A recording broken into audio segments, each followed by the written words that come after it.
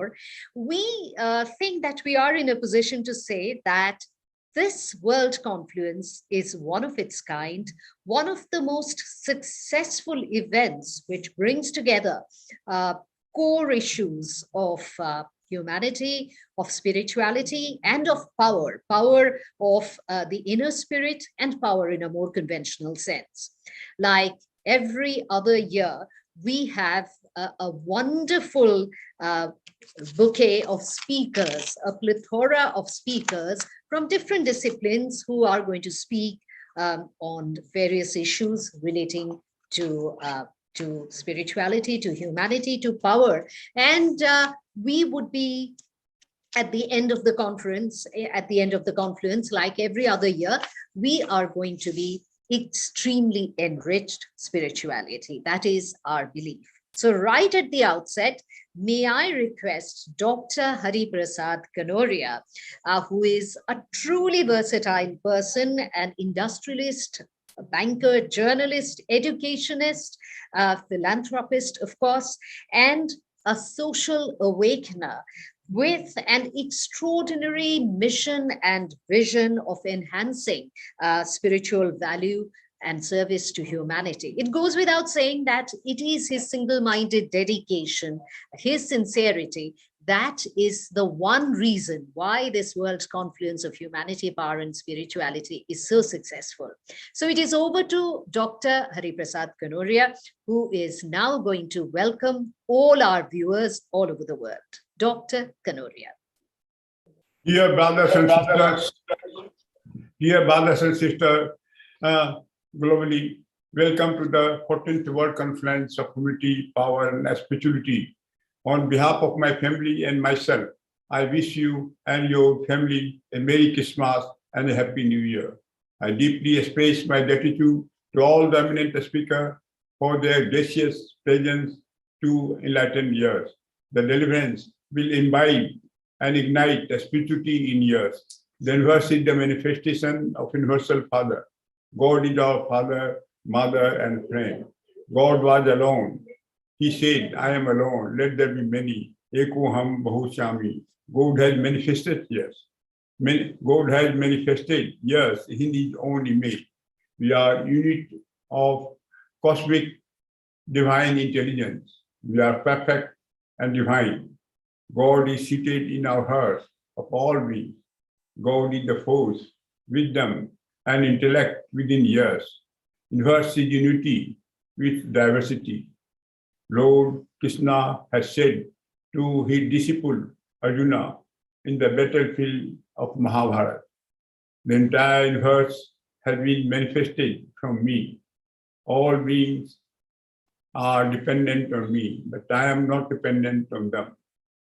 Maya tad vidyam, I am seated in the hearts of all beings. Sarvas chaham, hridaya sannivisto. A spirituality manifests divinity within years. It creates the international bondage, one family, one world. A spirituality infuses the elements of balance and happy living in the physical and mental state with all. Intellectual faculty and intuition are developed. Life is balanced. It is essential to a specialized life while living in the world and discharging the duty with devotion. Feel the presence of God in thoughts and action. He will guide our thoughts and action.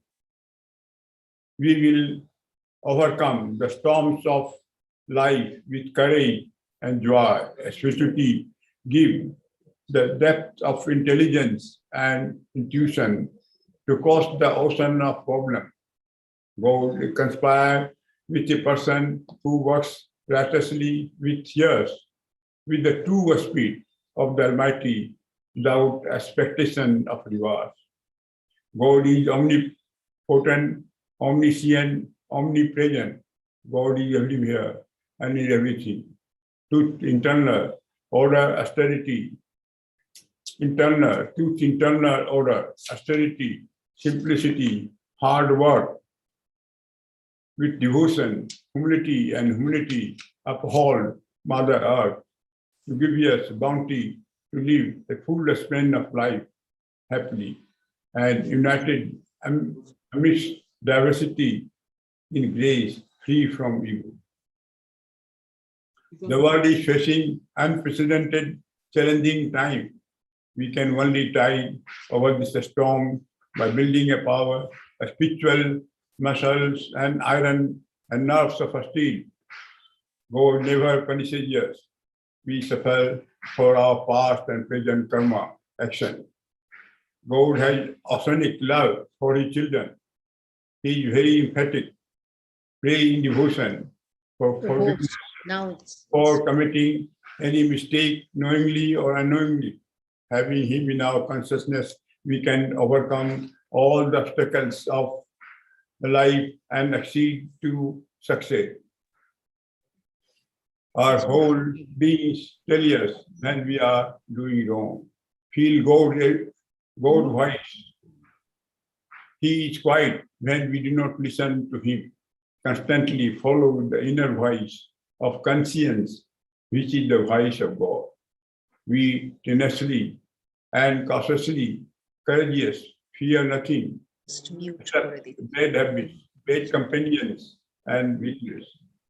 Let us march ahead with firmness and determination, keeping high the flag of humility and spirituality to manifest the divinity, to overcome global hunger and global warming, to have harmony and peace, believing in the essence of all regions, in cosmic cooperation and coexistence. God calls all children, realize all in one, one in all, have faith in self, in all, and in God. Om, Amen, Amen, Ek Omkara, Aura Mazda. Thanks all. That was Dr. Hari Prasad Kanoria, the leading light of the confluence, whose single-minded dedication to the cause of spirituality is a spiritual awakener that has made this confluence continue over the years with greater and greater success. Now, all our viewers all over the world, let me give you an idea what is going to happen today. Our first speaker would be Steve Taylor. As we have mentioned that our speakers are resource persons, they come from different disciplines, they have different spheres of activity, different fields of specialization, but they are united by a unique perception of spirituality and a core sense of humanity. And Steve Taylor, who's going to open the 14th World Confluence, he's our opening speaker. He is no exception. He is a senior lecturer in psychology in Leeds Beckett University, and he is the author of several best-selling books on psychology and spirituality. So he approaches spirituality from the core area of psychology. He is a past chair of the transpersonal psychology section of the British Psychological Society. His new book, named Extraordinary Awakenings, When Trauma Leads to Transformation, and his other books include The Clear Light, Out of the Darkness, Back to Sanity, The Calm Center, The Leap, and Spiritual Science. So he has written these books, which have found wide readership all over the world. And in fact, his books have been published in 20 languages, that is translated in 20 languages, while his articles, various articles in various journals and essays have been published in over more than 100 academic journals, magazines, and newspapers. He is also a very frequent media person in the United Kingdom and has been recently featured in Radio 4's The Moral Maze, BBC's Breakfast Show, Radio 5 Live, and Talk Radio. We would now be welcoming Steve Taylor. But let me also tell you that after Mr. Steve Taylor's presentation, we are going to have several more speakers. We would be having Sri Hemant Kanoria from our end. Then Mr. Luke Coutinho is going to answer various, let's say, questions which are related to our confluence.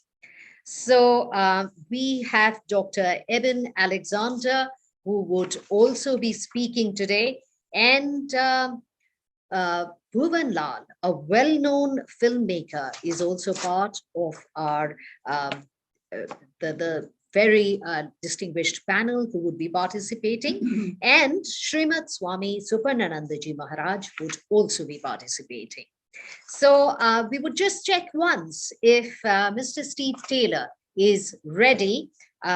Since he would be joining us shortly, let us utilize this time by presenting to you a video which has been prepared by Dr. Eben Alexander. So we would have a quick look at this video and then we are going to come back. Hello, I'm Eben Alexander, former associate professor of neurosurgery at Harvard Medical School and a near-death experiencer. And I think giving these two ingredients, having a week-long coma due to severe meningoencephalitis due to a bacterial infection in my brain back in November 2008, it's certainly given me a great reason to dive more deeply into an understanding of brain, mind, consciousness, and the nature of reality. And especially in this beautiful conference that is the 14th annual World Influence on Humanity, Power, and Spirituality. It gives me a tremendous opportunity to share much of what I've learned over the years since my COVID experience. Really cooperation with many leading scientists and thought leaders on the nature of consciousness around the world to help share this beautiful gift with the world. It's an important time for all of humanity because in many ways we're starting to pay a tremendous price for the false sense of separation that comes bundled with scientific materialism that pretends we're all separate objects as opposed to being unified as one.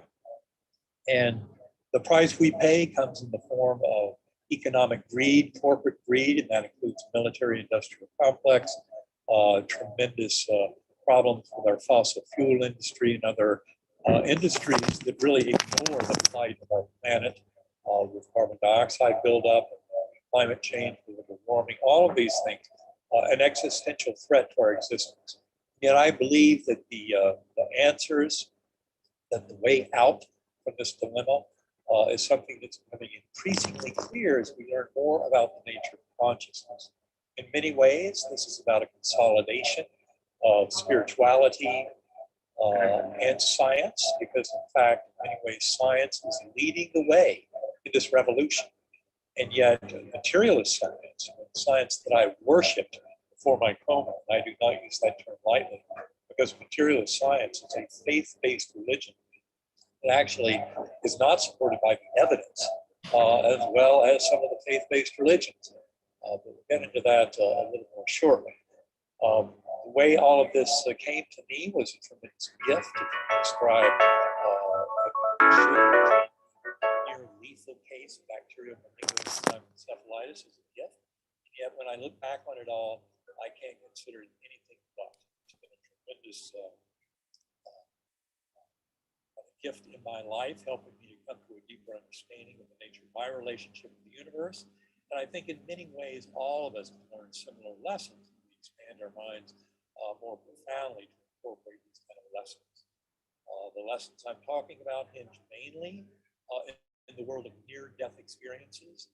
Although near-death experiences, or NDEs, have been around literally at least for 2,400 years, since the time when Plato wrote about the Armenian soldier killed in battle, who had a profound life review. Came back after 10 days dead on the battlefield just before they lit up his funeral pyre, and said that when you die, your life. And not only that, you find the only important thing is how much love you were able to share with others. Now, coming from a Armenian soldier killed in battle 2,400 years ago, you could hear a similar story on the battlefields of the modern era. Afghanistan and Iraq are recent battles the United States has participated in, and you do hear similar stories from some of those who were facing death or nearly killed in those altercations. But likewise, NDEs have been reported in many different manner of experiences that involve illness or injury and approaching death very closely. Now, the good news is that the full story on this, we never expect complete proof of the afterlife from near-death experiences, because near-death experiencers are near death. They do not die. And yet there's a tremendous amount of evidence, and this has recently all been consolidated in a beautiful set of essays sponsored by the Bigelow Institute. And to learn more, you can go to bigelowinstitute.org, read the 29 winning essays. In fact, if you just start with number 1 by Jeffrey Mishlove, you're already a tremendous amount of the way there. But the entire body of evidence presented in these 29 essays pretty much leaves the world now at a point where you realize that the afterlife and reincarnation are very real prospects of human existence. Even though the modern scientific community cannot fully explain them to this point, the evidence makes it crystal clear that the universe in which we live is one in which an afterlife and reincarnation are absolutely real parts of it all. We're no longer at the point where materialist scientists can claim, well, they don't fit the theoretical model, therefore they're impossible. Because in fact, the empirical data supported in those 29 essays, sponsored by Robert Bigelow, go all the way in proving this reality. And in fact, the only argument moving forward from materialists to claim that death is the end of our conscious existence is that they must claim willful ignorance, and a fairly flagrant willful ignorance at that, given how easily the data has been presented in these winning essays. Now, this is, of course, a message I've been trying to deliver to the world ever since my own near-death experience in November of 2008. And that's where I think a tremendous amount of work has been done, certainly that I've noted in the 13 years since my own coma experience. The scientific community has expanded tremendously to a deeper understanding of the nature of this reality, even though we're a long way from understanding theoretical mechanisms. That's where I think the scientific community can be greatly benefited moving forward. So with that, I'd like to share very briefly what happened to me back during that coma week in November of 2008. First of all, to point out, in my NDE, I was amnesic. That's unusual. Most souls have some memory of their earthly existence before they go in. But for whatever reasons, NDEs are always tailored to the individual.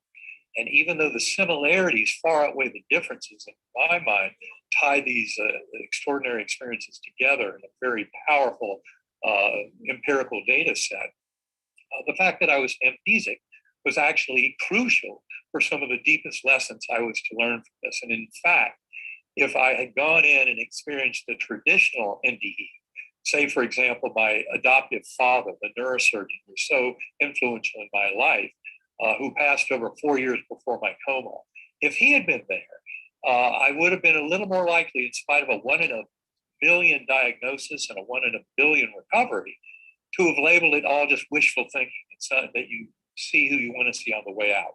And that's why I think it was so important that this amnesia was part of my journey. And in fact, my guardian angel or spiritual guide turned out to be someone very near and dear to me in life, but someone who I did not know. And those who read my book, Proof of Heaven, will understand fully that involved my adoption history. Being put up for adoption when I was 11 days old, and then wondering about my birth family all those years, and then finally meeting them 1 year before my coma. And of course, I heard more about them 8 years before my coma. And that's when I found out about that beautiful sister that I had lost from my birth family. But I knew nothing more about her until the very end as all this came together. That is what I explained in the book, Proof of Heaven. The extraordinary reality of my experience was forced into my awareness. Now, it turns out, getting back to my experience itself, it started in what I call the earthworm's eye view, primitive, coarse, unresponsive realm, like being a dirty cello, seemed to go forever, but it didn't. I was rescued by this slowly spinning white light. It came packaged as a perfect musical memory or melody, and that's what enabled me to usher up this portal or wormhole up into the Gateway Valley, this rich, ultra-real realm. That's where people really get it wrong. If you haven't had an NDE, you can't possibly imagine what they're like. And to think that they're kind of murky and dreamlike is a giant mistake. This life in the material world, these physical bodies, that's murky and dreamlike. The experience I had deep in coma was absolutely shockingly real, detailed, vibrant, and alive like no experience I've ever had. And when I came back and started reading the NDE literature, I realized that's a very common description. More than half of NDEs are described as ultra real. And that is why I think to find a driving mechanism, which currently I believe to be meditation, to help us engender these states will be one of the greatest gifts to humanity. You don't have to have an NDE to know all that I know about the afterlife and this elevated nature of consciousness, but you do have to take advantage of exploring your own consciousness. And this is where things like centering prayer, meditation, and of course, those who are familiar with my work will realize I use sacred acoustics. You can learn more at sacredacoustics.com. And full disclosure, that is co-founded by my partner and by the co-author of my third book, Living in a Mindful Universe. Her name is Karen Newell. I meditate an hour to a day using sacred acoustic stones. I found them to be extraordinarily powerful. But the reality is, in my coma journey, and I've returned to it many times through meditation, not just to recover memories, but actually to develop relationships with the beings, the guides, the various denizens of that realm. And so in that Gateway Valley, I was given the most essential message, which I think I was to bring back to this world for all. And it's a common message. You are deeply loved and cherished forever. You have nothing to fear. You are cared for. And I wish I'd explained it a little better in the book Proof of Heaven, where it appears, where I said you can do no wrong. In context, to explain that, it really means when you're in the light of that infinite, loving, healing God force of that realm, you realize there's only one true pathway forward, and that is to manifest love, compassion, kindness, acceptance, and mercy for self and all fellow beings. And the more we can stick closely to that agenda, the smoother our journey through all of these realms will be. And that includes our journey here in the material realm. In fact, the greatest lesson from near-death experiences is not what happens when I die, but how do I best live this life in the here and now? How do I view and treat myself and other beings with whom I'm in contact? And it's an extraordinary gift to realize that NDEs are basically teaching us the golden rule. I mean, there's no clearer example of the golden rule, that is, treat others as you would like to be treated, which is part of every major religious system, also of some non-religious ethical and moral systems. And in fact, when you study near-death experiences in a major way, you realize that the life review is a beautiful example of treat others as you would like to be treated. So many people who describe a life review describe it as experiencing major teaching points of our lives, but doing it in such a fashion that we feel the emotional impact on others around us who were influenced not only by our actions, but even by our thoughts. So the life review in many ways is a demonstration of the fiction of the boundaries of self.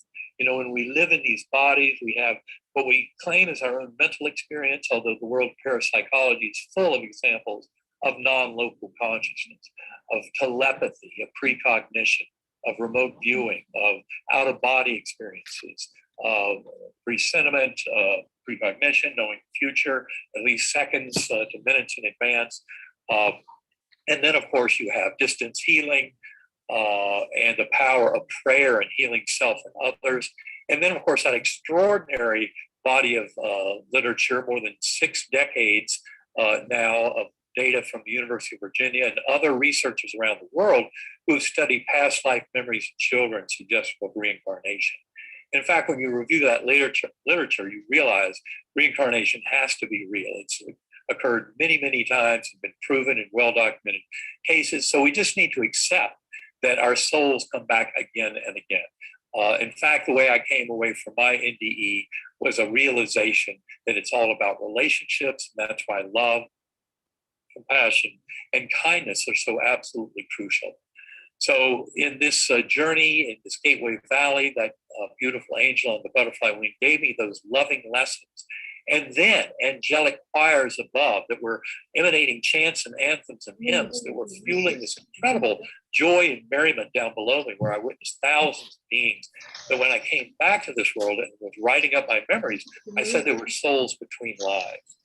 And all of that joy and merriment was being fueled because angelic choirs above in this Gateway Valley were emanating these chants and anthems and hymns that would just thunder through me with this incredible sense of awe and majesty and love and connection and a personal sense of belonging. It's our spiritual home. There really is nothing to fear whatsoever about that dying process as we come to realize we are eternal spiritual beings. Now, it turns out that those angelic choirs provided a portal to higher and higher levels. I remember ascending all the way out to what I call the core. And that ascension was all in a process of realizing that the 4-dimensional space-time of our material world collapsed down.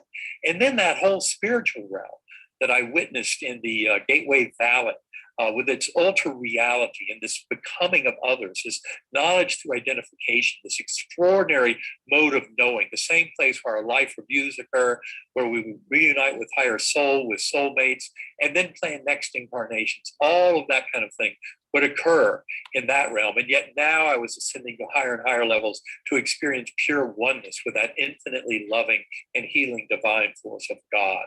I came back from all this realizing it doesn't matter if you want to call that God, Allah, Brahman, Vishnu, Jehovah, Yahweh, Great Spirit.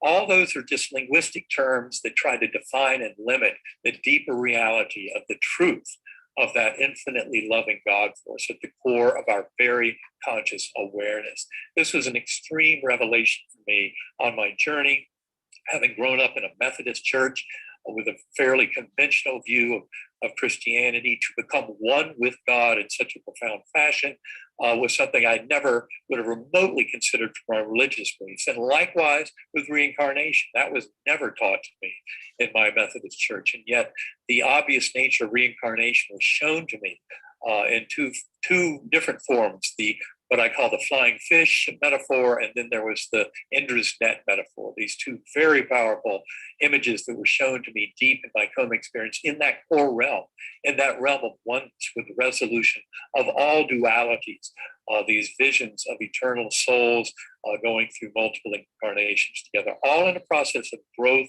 and transformation.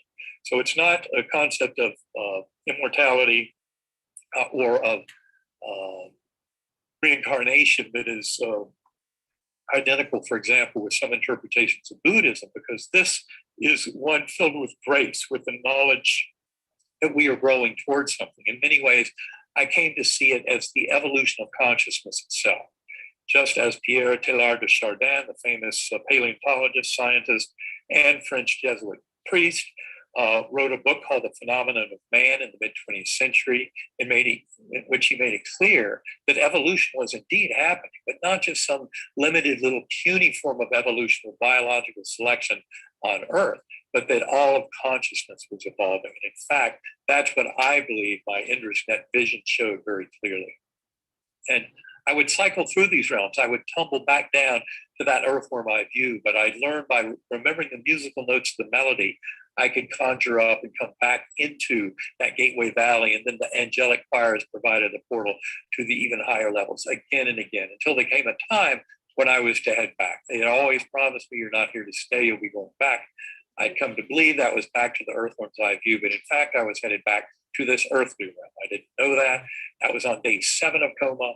And the family had been advised I'd gone from a 10% chance of survival down to 2%, but with no chance of recovery. And that's why the doctors on day 7, that Sunday morning, were recommending stopping antibiotics, letting nature take its course. And that's when my youngest son, Bond, who at that time was 10 years old, came running into the room. Dad, you're going to be okay. Daddy, you're going to be okay. I did not understand the words. I did not recognize him at all. I promise you, I didn't see him with my eyes or hear him with my ears, but I knew I now had to come back because my existence was very important to this other soul. And that was really the reason I came back to this world. Interesting name, Bond, because in fact, he was very much my bond to this world.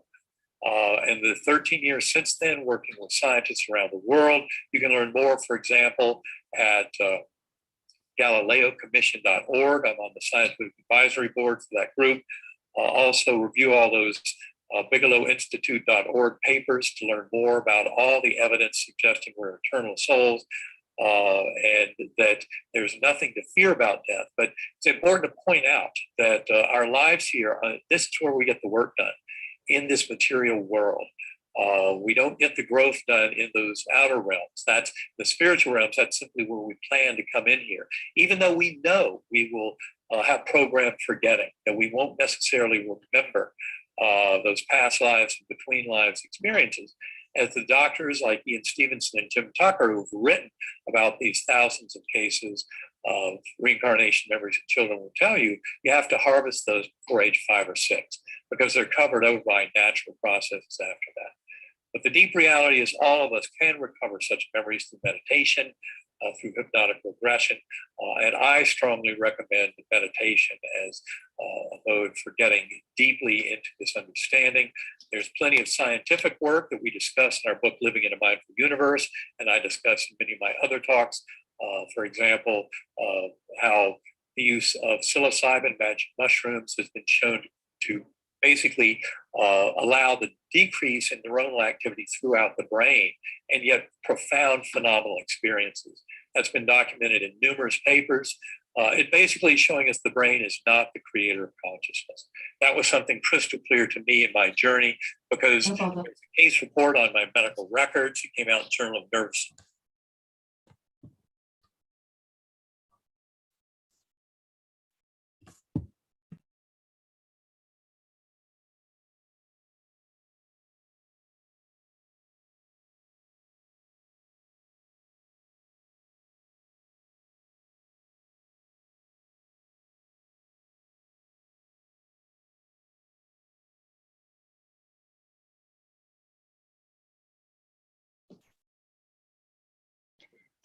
So that was Dr. Eben Alexander, who is an American neurosurgeon and an author.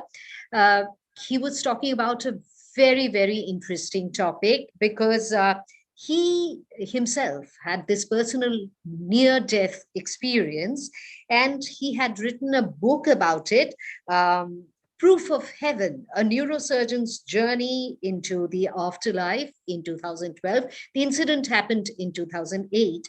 And from there, from his researches, from his personal experience and his training as a neurosurgeon, he had assured everyone in his writings that science can and will determine that brain does not create consciousness and that consciousness survives physical death. Right. So we now move on to Steve Taylor. Steve, welcome to the World Confluence. We have already talked about Steve's background. He approaches spirituality from a background of psychology, and we have given the details of his achievements. So welcome, Steve. And we are absolutely willing to hear your perspective on spirituality. Welcome, everybody. Thanks for inviting me. It's great to be here at this conference. In this presentation, I'm going to speak about my research as a psychologist. In particular, I'm going to speak about my research into a phenomenon which I call transformation through turmoil. And this is when people who go through intense psychological turmoil, such as depression, stress, it could be imprisonment, it could be warfare, it could be bereavement, it could be a diagnosis of cancer. But it's when they go through these difficult circumstances and undergo a spiritual awakening. So I spent the last 15 years investigating this strange phenomenon, which I call transformation through turmoil. But I'd like to begin actually with a poem, because I write poetry. I am a spiritual poet as well as a psychologist. So I'd like to begin with by reading a poem. And this is a poem which is called Meeting Purely in Presence. And it's about how when groups of human beings come together, as we have come together at this conference, we should let go of any preconceptions. We should let go of any intentions. We should let go of any concepts whatsoever and be purely present to one another.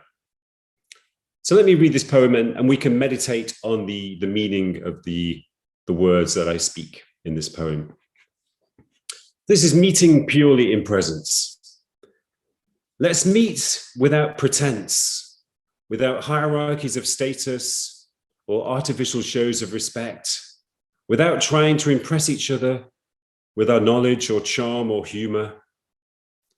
Let's meet without fear of exposing our vulnerabilities, without being embarrassed by our need for love or pretending to be self-sufficient. Let's meet without the past, without letting our urge to connect be obstructed by old resentments, without letting our natural empathy be blocked by hard, fixed prejudice. Let's meet without insecurity, knowing we don't have to prove that we're worthy of each other's affection, since love doesn't need to be earned or gained, but simply allowed to flow.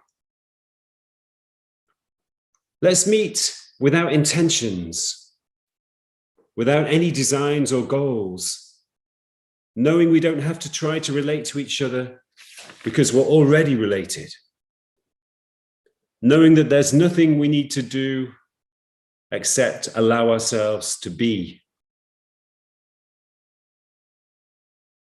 Let's meet purely in presence, without any conditions or concepts, knowing that in essence, we are the same.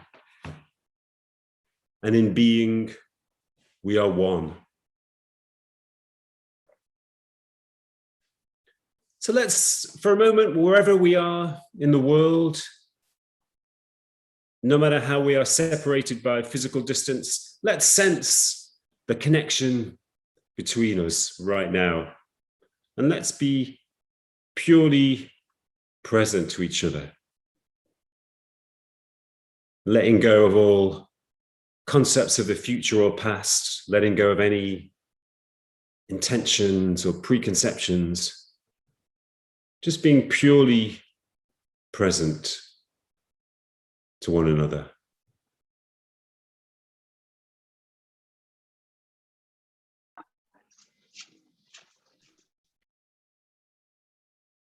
And in a sense, that poem illustrates the transformation which people go through in the midst of intense psychological turmoil. It's a process of letting go, a process of stripping down to the essence of our being.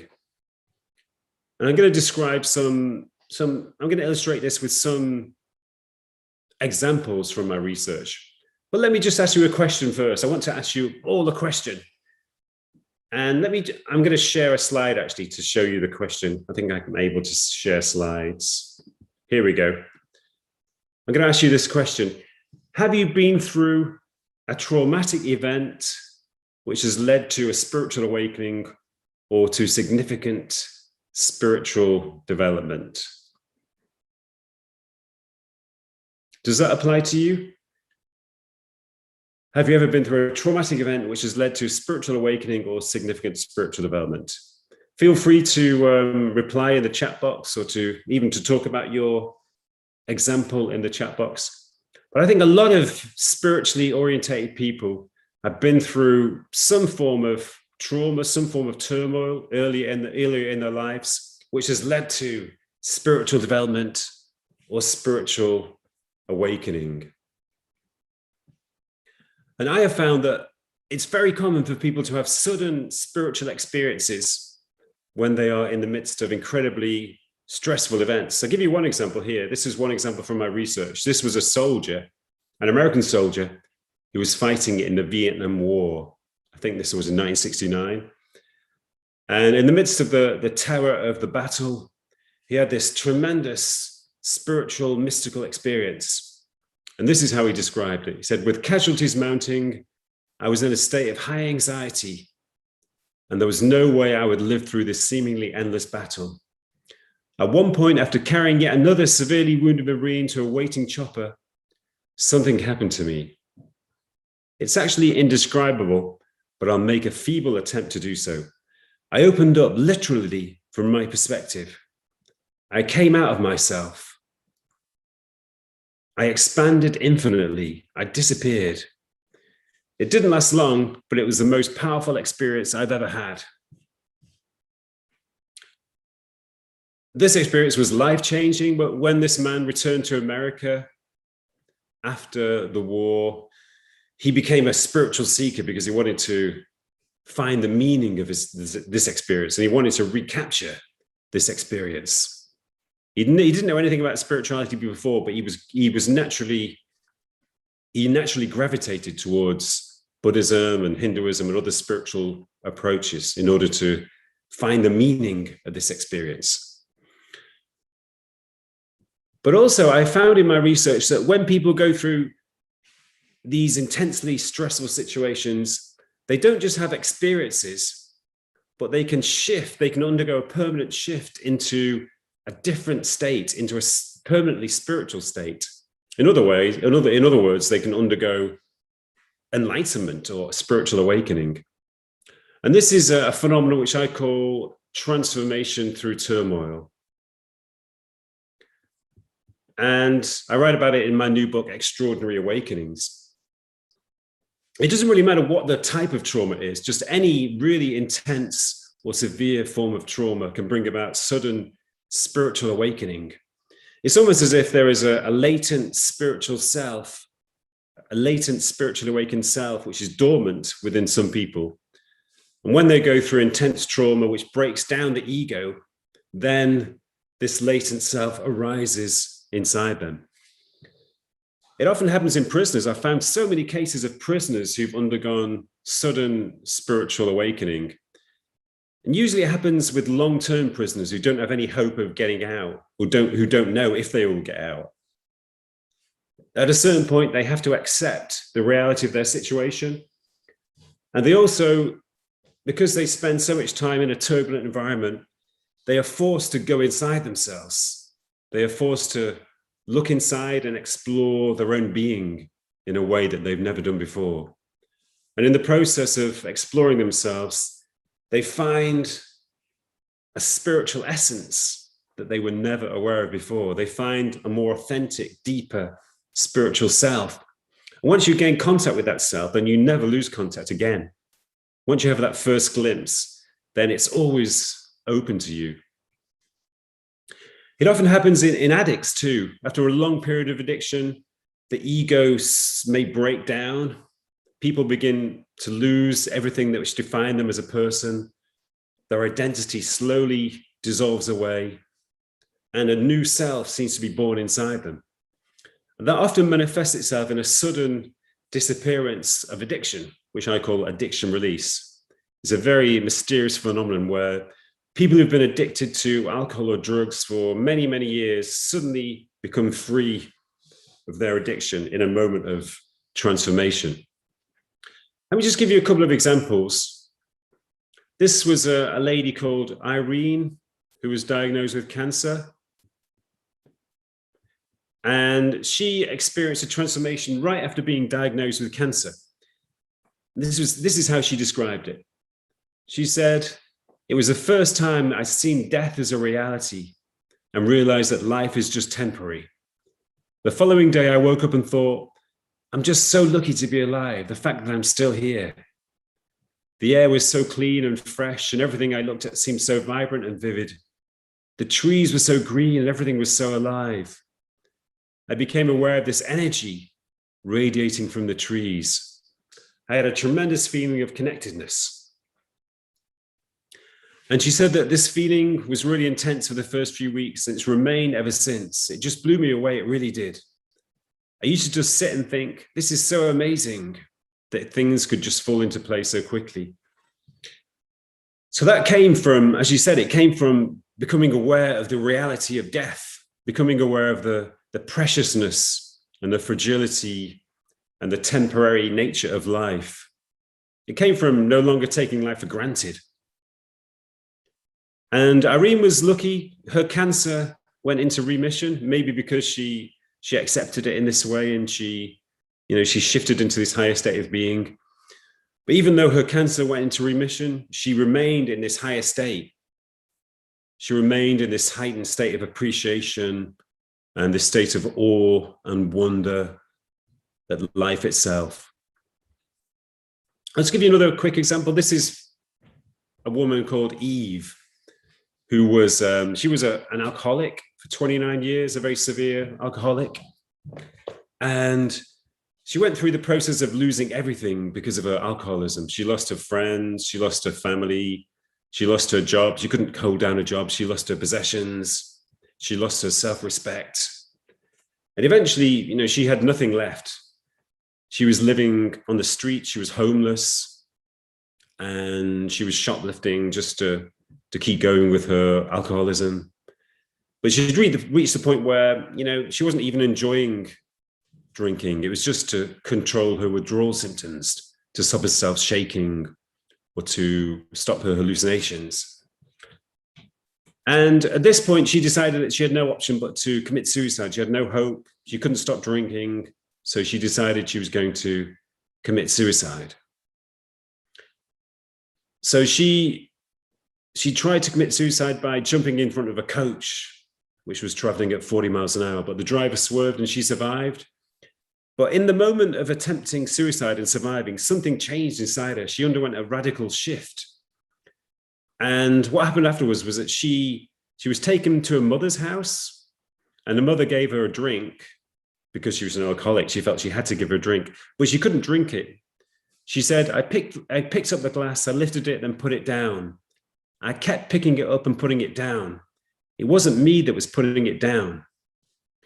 Then her mother put her in front of a mirror and said, look at yourself.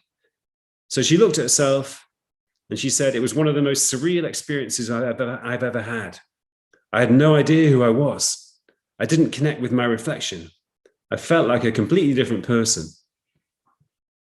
So in that moment of attempting suicide and returning from that encounter with death, she underwent a shift. She became a different person. She underwent a spiritual awakening. And now it's 11 years since she had a drink. She's been completely free of craving for alcohol since then. And she's remained in this ongoing state of harmony, well-being and trust and a feeling of connection to other people. So she's definitely undergone a spiritual awakening in the midst of her turmoil and the stress of her addiction. So one thing I wanted to investigate in my research was, why does this transformation occur? Why do people who go through intense trauma and turmoil undergo spiritual awakening? So my conclusion was that it's connected to the dissolving of psychological attachments. Normally, a person's identity is defined by the things they are attached to. It's defined by the roles we have in our lives, the roles we have in society. It's defined by our status, our success, our achievements, our knowledge, our beliefs, our ambitions, even our possessions. All of these things define who we are. They give us a sense of identity. But when a person goes through intense turmoil and trauma, it breaks down all of these attachments. All of these attachments to possessions, to ambitions, to beliefs, to status and success and so on, they are broken down. And in that process, the ego itself breaks down because the ego consists of all of these attachments. So a person's ego breaks down, and then there's suddenly a space for a new self to emerge inside them. So a spiritually awakened self, which has been dormant inside them, suddenly emerges and takes the place of their old ego. So they undergo an identity shift. Actually, the sun is shining through my computer. I'm just going to turn around a little bit. It's quite rare that the sun shines here in England, so we should take advantage of it. But that's the main factor, I think, that turmoil and trauma break down the ego, and a new spiritually awakened self, which has been latent, emerges. But there's one factor which I think is really important in this, which is acceptance. I found that people were most likely to undergo transformation when they were in a mode of acceptance. That means that they were willing to let go of any resistance to their predicament.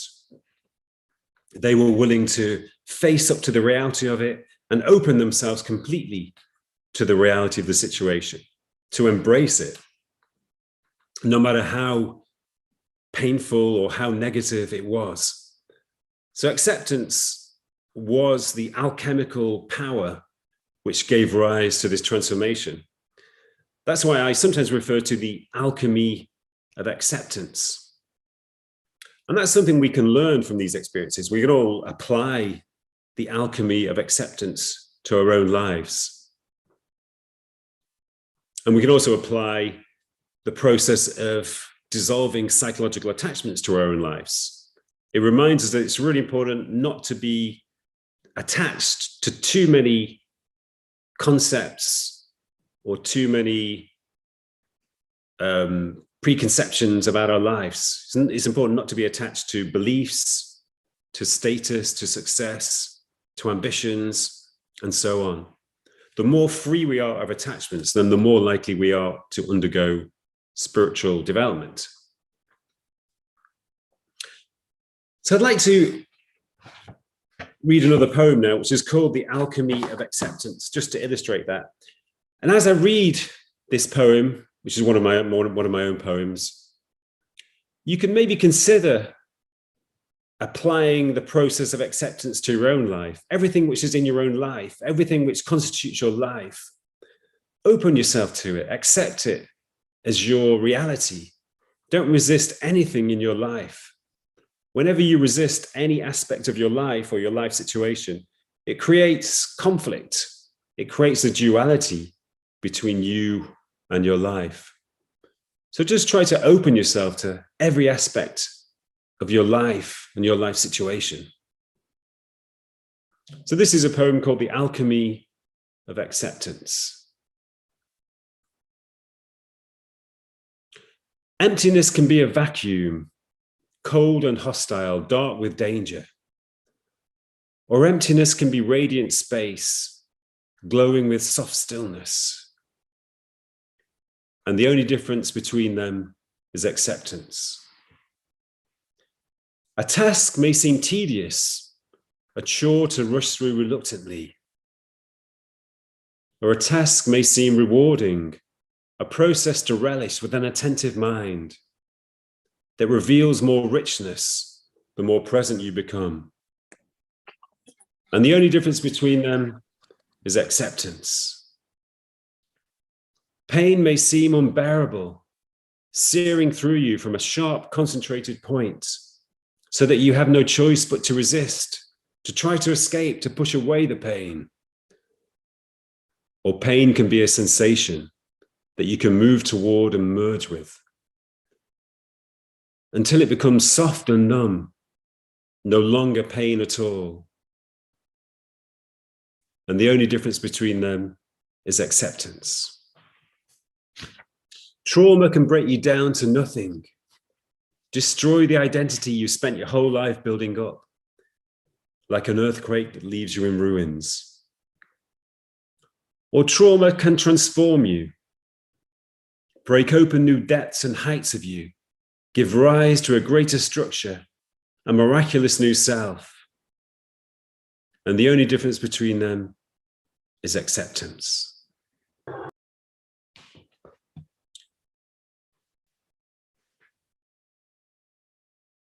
At the moment, we're living through a period of great turmoil on a collective scale. At the moment, we're facing a lot of challenges as a species. But as we know that there is a powerful transformational potential in turmoil and crises, I think there is a process of collective spiritual awakening taking place in the world right now, partly because of the challenges we are facing. In a sense, we're all like people who've been diagnosed with cancer or who are going through a period of addiction. The whole human species is facing those kind of crises. We're facing ecological crises, political crises, and so forth. But I think these crises are causing the wave of spiritual awakening which is taking place all over the world. And I think even as these crises intensify, the wave of spiritual awakening will also intensify. I'd just like to leave you with one thought and one image. Let me just share this slide with you. This is a slide showing an image which my son, when he was 14 years old, he told me, I've had a dream. He woke up one morning and said, I had a really strange dream last night. And he said, he drew this picture for me to illustrate the dream. He said that he saw the world as if it was an eggshell, and the world cracked open and a butterfly emerged from the egg of the world.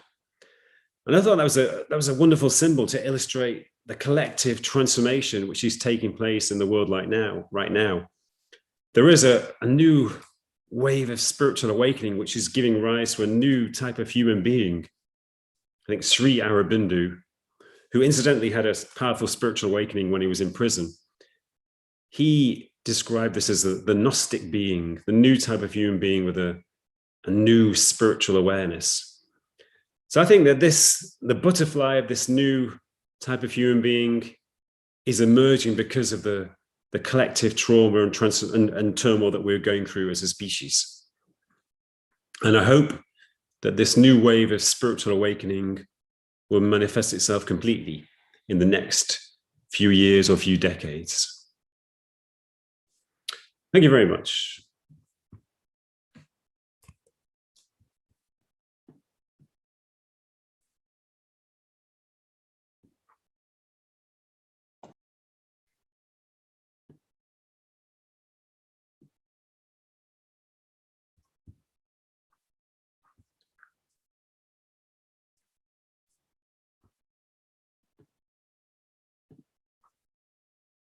Second, let me unmute myself. Right. So we were just hearing very interesting experiences, and of course the collective, let's say, experience that he has gathered from research, from many of his patients. Psychologist Steve Taylor telling us about transformation, how trauma has led to transformation. Very interesting indeed, and a completely new perspective on spirituality. Thank you once again. And now we have with us Mr. Luke Coutinho. He is an award-winning and globally renowned integrative and holistic lifestyle coach. His unique community concept, You Care, All About You, has millions of ardent global fans. His approach towards prevention and recovery revolves around four concepts, four pillars, one might say. One is balanced nutrition, adequate exercise, quality sleep, and emotional detox. Leo Coutinho has been much awarded for he is doing something in India which is very necessary, where sort of wellness is a concept beyond the dreams and surely the pockets of the majority of the Indians. His approach and the fact that most of it is available free to all Indians have led to quantum changes in the concept of wellness and its dissemination amongst the people. So we welcome Mr. Leo Coutinho, and we would really love to ask you some questions. Can I get started? Thank you for having me. Please go right ahead. Right. So before I start the first question, may I request all our viewers all over the world, that you can definitely make this interactive, definitely participate by placing your comments and particularly your questions, your queries on our chat box, and we'll get back to you. Right. So this is a question to Luke. What is the role of spirituality in health and healing? So that's a great question. You know, spirituality today, that we start off with. It's such a deep topic. It's a topic that we should be familiar with it, but it's also becoming a fad. Like there are diet fads, there are exercise fads, there are also spiritual fads today, and we got to be careful and aware of that. A lot of people take up spirituality very blindly. You know what I mean by that? There are people who absorb more of the scriptures and readings and from different religions or different spiritual paths, but they never practice it. They take knowledge, but they never put it into action. Some people use spirituality as a shield, and they believe that if I'm reading this, if I believe in this, I don't have to do any work. But there is always work to be done, even in spirituality. So spirituality plays a huge role in human health, in disease. My work is with end-of-life patients. We treat cancer patients around the world. And spirituality or religion, there's a big difference between the two, and to each his own. But it forms the fundamental meaning of purpose in one's life. When we adopt any spiritual path, it gives us purpose. Without purpose, we have nothing. Viktor Frankl, a psychiatrist who shared his notes from the concentration camps from days before, always said one beautiful thing, that suffering without meaning is the biggest problem. It's not suffering without meaning. So when you talk to patients, and patients are fearful about death, they find it difficult to accept their disease. We assume that it is difficult and we leave it there. But guiding them on a spiritual path helps them to actually address real questions like, where am I going when I die? Will I be remembered? How will my children who I leave behind survive? Will there be enough of money for my family? These are real questions that patients go through. And we can't address these questions with our opinions and our empathy alone.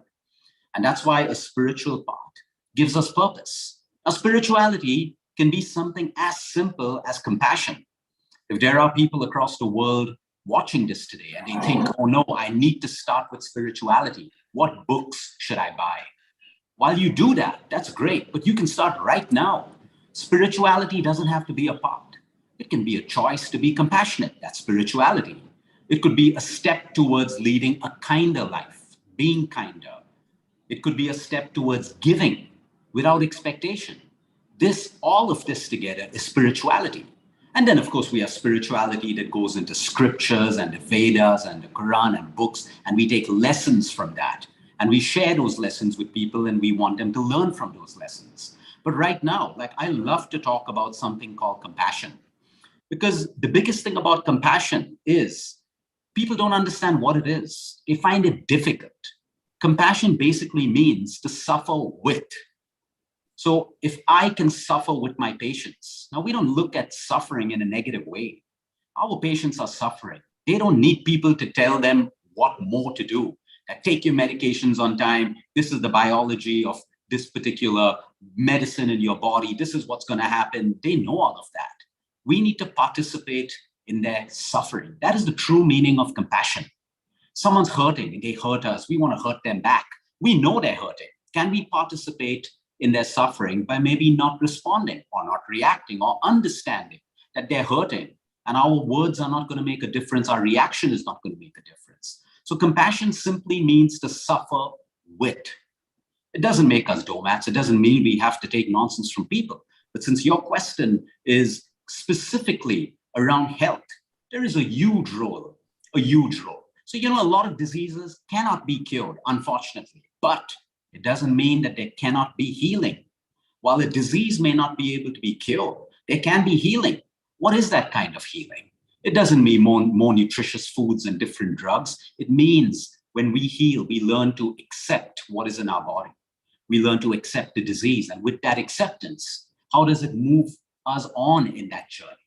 Do we become victims, or do we start taking little actions? Healing also helps us revisit mistakes we made in the past, failures, things we can do. Maybe there's a forgiving job to be done. Maybe there are things to let go. Maybe there are family members to call up that you haven't spoken to for whatever reasons. All of that, when we start to do that, that is healing. So while a disease may not be able to be cured, you can heal. And today, medical science that studies spirituality is showing us that when this healing happens, the body can also learn to live with certain diseases. And we see this, a 4th stage cancer. Okay, in medical books, it's usually 2 months, 3 weeks, 1 year, depending on the condition and the patient. But how many patients live way beyond that? Years and years and years and years. What's happened? Are the medical statistics wrong? Or did healing happen despite the disease? So spirituality, in the simplest way, is when we start to reconnect with our spirit. We all have a spirit within us. We have to rekindle that spirit at some point. For some people, it may be forgiveness. For some people, it may be acceptance. For some people, it may be we've been too self-centered and now it's the time to give. Now it's the time to, overcome negative emotions that have been weighing us down. And we can take assistance from several spiritual paths that exist around the world. There are a lot of good spiritual paths. The choice is everyone. But to start today, we decide to rekindle the spirit within us. How do we do that? Number one, that we know, awareness that there is a spirit within us. That's what keeps us going every day. It's not the caffeine from coffee that keeps us going every day. It's not the motivation for a job or business. There is a spirit within us. And that is controlled by the intelligence of the human body that no scientists, no biologists, no doctors, no nutritionists yet understand.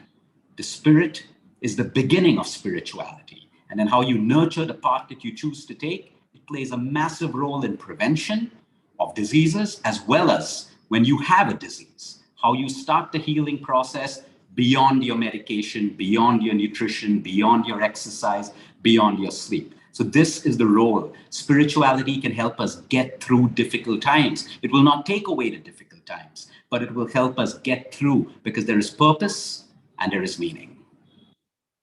Thank you so much. Actually, it's very clear that when you and your team treats the patients who come to you, possibly most of them with terminal illness, you address the spiritual self, whereas the doctor is addressing and trying to correct the physical self. Now, you have given us the theory of how you go about it. Can you give us some specific examples of certain practices that you recommend to, as you say, to help the patients connect with his or her spiritual self? I think it starts off with meditation. If some people resist the word meditation, we can call it silence, just being in silence with yourself. If some people resist the word silence, we can call it reflection, where you start reflecting on everything that's happened till now. Through reflection, we learn lessons. If all of us can learn through the simple example, at the end of your day, spend 10 days of reflecting from the time you woke up till the time you sleep, how your day went. Don't judge it. Don't judge anything that happened. You're just reflecting. Who were you over here when you were angry, when you were happy, when you were eating your meal? Just reflect. There is so much to learn from reflection, and that's connecting with your soul. All lessons come from there. So we teach them meditation. We teach them silence. We teach them guided meditation if they have a problem with, just doing meditation on their own. There are other ways through communication. Everything's not by asking questions. If you ever ask people, what are your deepest fears? Once you break through to them, they have so much to say. Like I said earlier, what will my family do without me? Where am I going from here? Okay, is there a God to look after me? Am I going to be punished for my sins? They have questions, and these come from a space of fear. When we operate from a space of fear, healing in the human body cannot happen at a physical level or an emotional level. And that's where, when they have a chance to speak and ask these questions, and then people can guide them through. We don't always have those answers. So sometimes there's a counselor brought in. Sometimes they want their religious priest to come in and answer certain questions, but you make it happen for them. You make it happen for them. But at the same time, a lot of people think that the moment you start asking these questions, they think, oh, you think I'm dying. Do you think I'm going to die really soon? And that's why you're asking me these questions. So it's really building a connection between the patient, the physician, whoever's treating them, so that they have the ability to first accept and then to start asking all the relevant questions in regards to all of their fears. So meditation is beautiful. Prayer is also beautiful. We encourage prayer, whether they pray to a God or they pray to a universe. We encourage them to pray with faith and belief, because there always has to be hope. When hope is taken away from any human being, whether they have cancer or they don't have cancer or any disease, if hope is taken away, there is no more purpose for life. There is no more meaning. So you're literally living, but you're dead. So these are simple ways for us to reconnect: sitting in silence, reflection, okay, cutting away from people sometimes. So, you can just be with your own thoughts, assimilate your own thoughts. Meditation is powerful. Thank you. I believe that one of the things that you say is that every human being has one or more superpowers. So in that respect, we are all, sort of superheroes. But if you were to list 3 primary superpowers that human beings have, all human beings have, what would they be? So there are several powers, but I'm going to give you 3 since you asked for them. Human beings, everyone, you and me, everyone, we have the power to choose. But we don't use it because we're scared. What happens if it's the wrong choice? We have the power to accept. It is only up to us. You cannot be inspired into acceptance. You cannot be motivated into acceptance. You have the power, you got to use it. And we have the power to let go as well. These are 3 powers out of several superpowers that humans have. And these are the most underutilized powers that we have. The most underutilized. Right now, anyone who has stress, if you write it on a piece of paper what your 5 stressors are, and if you can tag any of them with either I can accept this or I can let go of this, it no longer is a stressor in your life. And these are the powers that we have, but it requires the power of strength and courage to also do these things. They're easy to say, difficult to do, but difficult doesn't mean impossible. That's true. We were just talking to a psychologist who approaches spirituality from the psychological point of view, Mr. Steve Taylor, and he was talking about patients of his who have had a tremendous transformation, a spiritual transformation after a near-death experience or some kind of traumatic experience. So how do people go back finding their spirituality after a life-altering event has taken place? See, it really depends on people's faith and belief. Our whole life cycle, revolves around faith and belief. Like, we have faith that the sun is going to rise tomorrow. We have a belief that the sun is going to set in the evening. We don't have to think about this. We don't question them because there's solid faiths and beliefs in our mind. So spirituality always starts off with faith, always. So when people move from one spiritual path to another, because they're constantly searching, but not practicing, not taking one little bit from a vast sea of spirituality. You may just need that one little thing that can change your entire life. But people want to take everything because it sounds good. Spirituality sounds like music today. When we read spiritual books, we feel so good. But how many people take that one little thing? And that's the one little thing that if they put into action, it will help them. So people who have gone through traumatic events, I logged in to hear the last part of what Dr. Taylor was talking about, and I was really impressed about the acceptance part, because it all starts with acceptance, period. We cannot move, we cannot progress without acceptance, period. That's how it works. So when people have gone through traumatic events, bringing them back, gently nurturing them. We can't preach to them that you got to do this, you got to do that. No, we lead by example. We show them the very fact that you out of 1 million people have come back with life and health right now. What is that? That is divine grace. And let that sink in. Let that sink in. And then you start with the next thing, gratitude, or whatever it takes. It's different for everyone. Some people, the event is enough for them to be spiritually awakened without the help of anyone else, because they're mindful. They're mindful that their life was almost taken away completely. So spirituality exists in every one of us. It's just waiting to be awakened.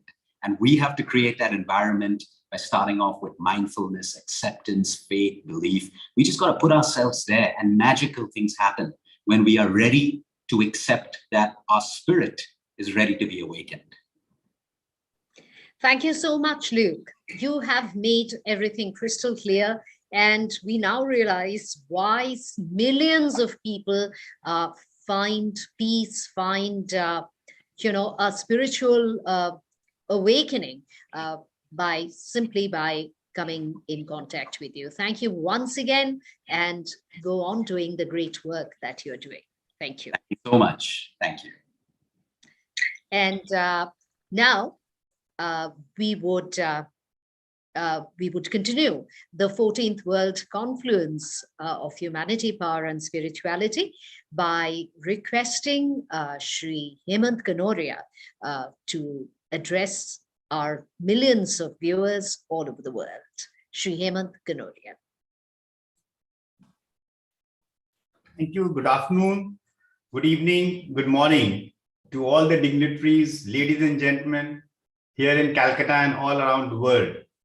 It is really, as my father mentioned, to start off with, it is always a pleasure to welcome all of you, dignitaries and participants who are coming from all over the world, sharing their views, and people participating overwhelmingly in this conference. This is the 14th year, and I think that your participations of the dignitaries and all the other people from all around the world has been very motivating. And that is how the Kanoria Foundation, the Universal Spirituality and Humanity Foundation, and all the team members under the guidance of my father, they have got motivated and inspired to continue with this particular confluence year after year. So thank you very much to all of you and dignitaries who are participating, eminent speakers, and all the illustrious personalities. Thank you for making it convenient to participate today and tomorrow. As the world keeps on moving on, and we see that with the influence of technology, we are talking about that how in the last 2 years, the whole world has become virtual with pandemic, and people who have not even accepted to be online in interactions, all of us, it has become a new normal for us to participate through technology. This conference also, last year also the conference was virtual. This year also it is virtual. We do miss the interactions which are physical, the human touch, the networking, sharing of various ideas, because on the virtual platform, it gets very formal. But nevertheless, we are in a position to reach to a much larger number of participants. And as the world moves on, and as we are embracing technology so fast, we see that one trend which has started developing is the people have started feeling that they are not at peace with themselves. They've started feeling discontentment. They've started feeling that there's something which is missing in their lives, being locked up in their houses or being on the virtual calls always. So there's something, though technologically we are advancing, though we are becoming very intelligent, and we seem to be knowing almost everything about everyone, every place, because now on the Google, You can know everything in a fraction of a second. You can be there wherever you want to in a fraction of a second. So perceptibly, we know everything. But do we actually know ourselves? And that's the moot question, which many of us, we have been asking ourselves, that do we know ourselves? Have we embarked on the path of self-realization or self-journey where we want to know ourselves? The first question is that whether we want to know ourselves. If we want to know ourselves, then what is the path that we have embarked on to understand? In the Hindu philosophy and in our Vedas and scriptures in Hinduism, we have large number of Gitas which are there. There is the Bhagavad Gita, which is nothing but the sermon. And all these Gitas, whether it is Avdut Gita, whether it is Astvakta Gita, whether it is the Bhishma Gita, all these Gitas, which are basically nothing but sermons, these are all question and answers. So as we know that the Bhagavad Gita, which is the most popular, is the question answer between Krishna and Arjuna. So Krishna as God is answering questions of Arjuna, who is a human. And he has a lot of questions in his mind, which is asking Krishna, and Krishna is answering. There is nothing which has been dictated in the Vedic philosophy, in Hinduism, that this is what you need to follow. It is only through question and answers that we are in a position to understand ourselves. We are able to understand the reason of being on this particular planet, our objective, and for what tasks which we are here on this particular planet. And this is only through the process of questioning and getting the answer. So the inquisitor continuously keeps on asking these questions. So whether it be in the Bhagavad Gita, through the dialogue between Krishna and Arjuna, or it be in the Astavak Gita, where there is a dialogue between sage Astavak and Lord Janak. And Lord Janak also wants to understand three basic questions about that: how does he get salvation? And what is knowledge? And what is the purpose of this life? And sage Astavak explains to him answers to all his questions which he is asking, again, because the inquisitor wants to embark on the journey of self-realization, of knowing what the person is. Similarly, whether we look at the Uddhav Gita, where Krishna and his friend Uddhav, they get into this dialogue, or Bhishma, where Bhishma and Yudhishthir, the king, the emperor, he gets into this particular dialogue. So therefore, I have been reading many of these particular books in the last couple of years, especially, and using this time of the COVID, when the lockdowns were there, not having too much of travel, to understand that why the scriptures and all the books of the Hinduism, which is based on these question and answers, that why so many people have so many questions, and what is the answer which either the Guru or God is giving to the people. And it is all towards making them go on to the path of self-realization. And finally, what comes out, which has been also explained very well articulately by Mr. Steve Taylor and also Luke, that it is all about understanding ourselves through meditation, through compassion, and that is spirituality. So spirituality has been defined by various people, or has been understood and comprehended by various people in various ways. But it is all reflecting upon ourselves and going into our self journey, looking within ourselves, putting the mirror to ourself, to our inner self, and seeing that what we are and where do we want to embark on. As some of these scriptures have also explained, that we are the part of the super consciousness, the supreme consciousness. So do we really understand the power that is within us? That if we are the supreme consciousness, then it is not that we are separate from the supreme consciousness. So we have the immense power that the supreme has, which is in us.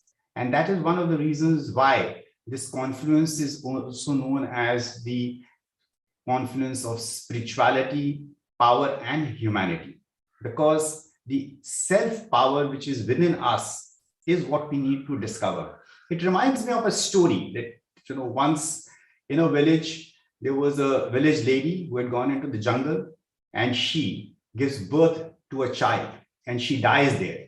The child grows up with the monkeys. The monkeys see, because there is no other human there, so the monkeys take care of the child. And the child also starts behaving like the monkey, because that is where the child is growing. Once the child becomes 8 or 9, suddenly the child comes into the village one fine morning. And when the child comes into the village, the child is on all the 4 limbs of it, not standing or walking. And all the villagers see and find that, why this child is behaving in this particular manner. So one of the village elders comes to the child and tells the child that, you are a human being. The child cannot understand.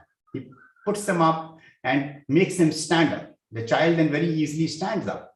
All the other villagers come and they start wanting to speak to the child. The child, first of all, is not able to speak because the child has grown with the monkeys. So therefore, the child's behavior is like the monkey. The child does not know that the child is a human. And the village elder makes him realize that he is a human, tells him that how to speak, and he starts speaking certain words. And suddenly the child realizes that the child is not a monkey. He is a human being. So similarly, with our discovery and our journey of self-realization, if we are on the right path, then we will be also in a position to understand through our reflections that we are a part of that supreme consciousness. And that is a journey which each one of us, we have already, many of us, we have embarked on. We are at an advanced stage. Many of us, we are taking baby steps to go towards it. And that is where I think this contribution of this particular conference is to bring everyone together, that it makes us for 2 days to think, to contemplate, to meditate, and to know that whether we are on the right path, whether we are on the journey towards this self-realization, towards the journey to know ourselves and how well we can know ourselves. On that supreme, to get onto the plane of the supreme consciousness and realize, because that is what we are. It is like the child who grew up with the monkeys. So similarly, as we grew up in this particular world with the Maya, with illusions, so we get lost in that. We have forgotten that who we are. We are actually the supreme. We are also the part of the supreme consciousness. So we are not different from there. And that is a realization which only comes in once we meet people of that kind, or we are on the path of self-realization. And I think that this is what we are trying to bring. And my father has been working along with all the team members in this conference to bring people together so that we are in a position to either be at an advanced stage of our own realization towards knowing that we are the supreme consciousness, or we have at least embarked with baby steps towards that journey. And it is time which will tell that when we reach our journey, whether it is in this life, if we believe that there are so many other lives also, so we may be in a position to realize either in this life or in the next life which are going to come in. But at least this effort, this realization that we are on the right path of self journey itself is a step in the right direction. So thank you very much once again. And we have many other illustrious and eminent speakers who are going to be there with us today. So it will be a very good learning being in this particular company. There are so many people who have participated from all over the world, the dignitaries who are there. Again, a very big thank you to all of you. Thank you very much. Thank you, Mr. Kanoria. We would just like to ask you a question which has been sent to our chat box, because we have requested all our viewers to direct their queries to our chat box. And since you started with the pandemic, with the difficult times that the entire world is going through, I think you should be in a really good position to answer this question. I'm sorry, the person who has asked this question has not mentioned his or her name, but it's a very good question and relevant to all of us. What is spirituality? Is it possible to achieve it in the present scenario? So this is the question that we would like your views on. So I can give you a perspective of a layman, because we have so many eminent speakers and evolved souls who are there. and they are on the path of spirituality. They are quite advanced. But as a layman, I can only say that spirituality is something which is there in all of us. It is some of us who have been able to realize. It is like the story of the human who had grown up with the monkeys. So as soon as it came in the company of the humans, the boy realized that he was a human and not a monkey. So his behavioral pattern and everything changed. So similarly, spirituality is basically in all of us. And we are part of that supreme consciousness. We are not separate. It is only for us to have that realization. Many times when we stand in front of the mirror, then we see ourselves, the physical self, but it is very rarely that we stand in front of the inner mirror of ourselves and see ourselves and ask ourselves the question that who am I? And as soon as we start asking that question, we'll start getting the answers, because then either we are meeting people to understand that, or we are reading the scriptures, whether it be the Gita, the Vedas, the Holy Bible, Quran, all these particular scriptures, they talk about the same thing. It's all putting us on the right path of self-realization, but there's nothing else. You can't get a medicine of spirituality. You can't go to a pharmacy and ask them that, please give me a file of spirituality, and you take it and you become spiritual. It is a self journey. And as you mentioned that during the pandemic, since there was less travel, you had more time to read books on spirituality. Similarly, as this person has asked, that in the present scenario, maybe the time that we have to ourselves can lead to more reflections, and that can sort of reawaken the spirituality in all of us. Maybe the present scenario is connected to spirituality in that way. No, I'm sure, because you see, when we have seen the pandemic and very many people were scared that what is going to happen to them. There have been so many deaths which has been there globally, and this virus was not to be seen. So this was an invisible virus which could attack anyone. So therefore, the only strength was the inner self. The people who were healthier, I would say, were not affected, though the COVID did attack them, but they still lived. And people who are weak, they succumb to it. So similarly, I think that when we are reading books, when we are able to get time to ourselves, then we contemplate, meditate, think, read. And when we are doing the self-study, so it results in so many things which we are able to discover ourselves.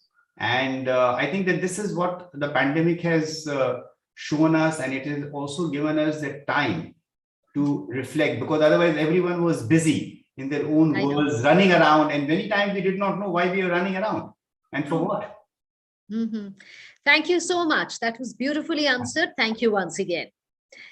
And now we move on to another very noted, distinguished speaker, Swami Suparnananda ji Maharaj, a regular, let's say, participant in the World Confluence. We welcome you, sir.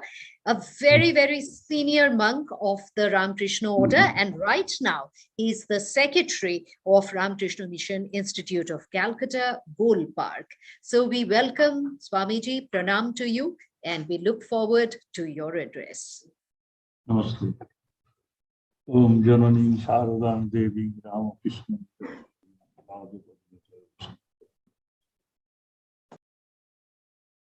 So, my love and respect to you, Madhumunti, and I am really impressed very much by the speech made by Hemant, and it seems that he has inherited all the best qualities of his father, Hariprasad Kanoria. I am very much impressed. I am telling it, I am saying it to you. So forcefully that I could visualize that he, in his own person, has made some sort of realization of the problem of say, solving the best problems, best issues of our life, spirituality. spirituality, as you have said, so it is within us, each of us. We are all divine. Our exact, say, exact possession, exact the real nature, exact truth in us, undying truth, unchangeable truth is spirituality, or the spirit as such. In the waking state, we are conscious of our body. In the dream state, we are conscious of our mind. Mind has been separated from our body in the dream state. And in dream, we come out of our body, which is lying on the bed still, and move around the world, enjoying and suffering. We create a new world in mind. So that mind even is powerless to give an idea about the spirit. When in deep sleep state, we go beyond both mind and body and intellect. And we do not know what we are really. But that fact remains that when we get up, we feel that we slept well. There was bliss all around. So that state of our existence in deep sleep is what we given a name, spirit or spirituality. From that comes spirituality or spiritual. So we are basically all spiritual. That is our innate nature, the real nature, we are spirit. And that has to be attained. And how to attain? Not in deep sleep. That is the idea. That is the truth being given to us. And all of us would have that existence of that in a very most certain way, that we are spirit, basically. We are spirit. But how to experience it in our day-to-day life? That is a great question. And that, for that you have to go for a discipline. That is what is called pranayama, yoga. Patanjali Yoga Sutra has given us pranayama, details of pranayama. You have to be mindful about your own real existence. And the mindful, it is a sort of meditation, where we are mindful of every thought and of our every breath. Breath is there from birth to death, but we do not give it any attention. And yet, it is so important for our survival. We can go without food for days together, but not without even for a few moments. The moment we give attention to our breath, we become mindful. This is one kind of mindfulness. The other kind of mindfulness is more important if we need to remove, to move forward spiritually. We have to be mindful of the outside world, of what we speak, of what we do, of how we treat people. I can sit and talk about peace, then go home and mistreat my mother, my wife, my husband, my neighbors. On both sides, both inside and outside, things which are developed mindfulness. We have to integrate the two, outside and inside stories. When mind is settled down, we become a gentle person. There is no wastage of energy in my life then. We have no right to be angry with anybody, since others are not different from us. In essence, we are all one. And that is spirituality. And that gives us power. And that makes us all true human beings.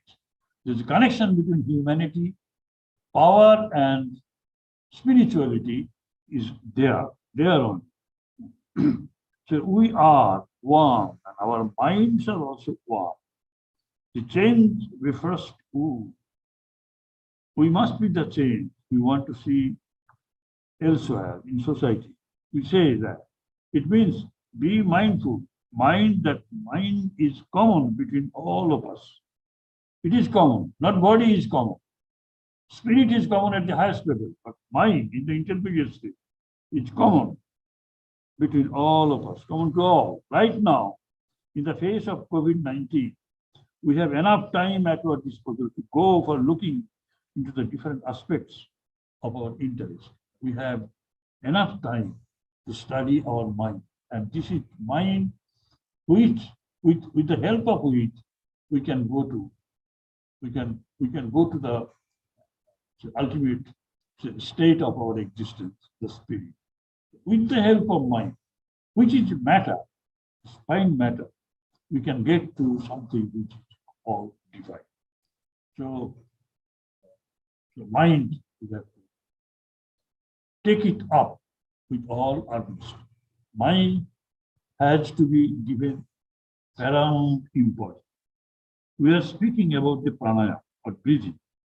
During this pandemic period, you can ask your children, even you participate with them, how to inhale and how to exhale, how to control breathing. We have to slowly inhale through our nostrils. This is a very simple pranayama, which each one of you can practice. Through your nostrils, you inhale, but see that you do not breathe in jerks. Breathing should be continuous. Continuous breathing. You inhale through your nostrils. While inhaling, chant mentally. Om. Hold in your breath for 30 seconds. After inhaling fully, then you hold for 30 seconds, minimum 30 seconds. And then start slowly exhaling with your mouth slightly open. I won't advise you to exhale through your nostril again. You inhale through nostril, but exhale through your mouth. The mouth slightly open. You can chant your mantra for God's name, if you so like. Do it for 5 minutes. We won't say that you should do for 30 minutes, 40 minutes, 20 minutes. That is sufficient for 5 minutes. But this count, you must maintain this count. 30 seconds. Inhaling in 16 seconds. Double it. Or inhaling for 8 seconds, holding for 30 seconds, and exhaling for 16 seconds. 8, 30, and 16. So 8 into 4 times. Greater time you have to do for holding the breath inside. Now some say that holding the breath inside may cause some problems, heart problems. But that's why I say that you practice it for 5 minutes. That is important. Then in the next stage, you need not have to count the time, but go on inhaling through nostrils and then slowly exhaling through your mouth. Inhaling, take as long time as you prefer. Inhaling and then exhale. Take a little bit more time to exhale. See to that. And do it for as long as you can. This is called rhythmic breathing. You take rhythmic breathing for hours together. Even 600, 700 such breathing. Normal rhythmic breathing. Rhythmic breathing. Rhythmic breathing. If you have time to discuss, that's why I say, but we are all in a very hurry. We have our so many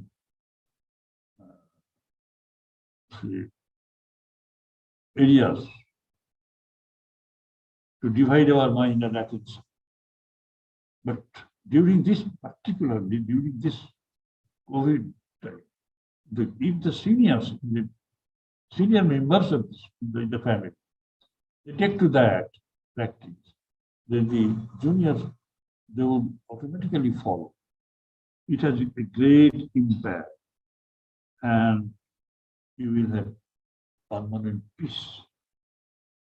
And then with this practice, when you come to your office for work, you see that this sort of meditation will follow you. It will never leave you. It will help you a lot. If you love to work, don't distract your mind. Do it like in meditation.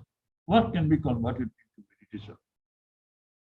You generally have a wrong idea that you keep your mind distracted throughout the day, but you wrongly expect that you can perfectly meditate without distraction for 30 minutes in the evening.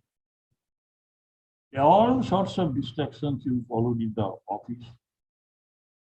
When you come back to your home, sweet home, and sit in the corner of your side, you feel that you have perfect say, meditation. Never. You don't expect. It's a wrong idea. This is not feasible. The whole theory of karma is that you must work with complete attention for the benefit of others rather than for your own self. If in discharge of your duty in the offices and assignments, if you feel that whatever you are doing for the benefit of others, because others are different from you. Spiritually, we are all one. Mentally, we are less than one, and physically, we are quite different from others. But since you have to keep in mind that ultimately we are one, so whatever we do, we must do for the benefit of others and not benefit for others. So unselfishness, that has to go, and you that way purify your work. That is why while working, you have to take some breaks for short intervals. Close your eyes and visualize. Do your job on while doing so. Again, go to work.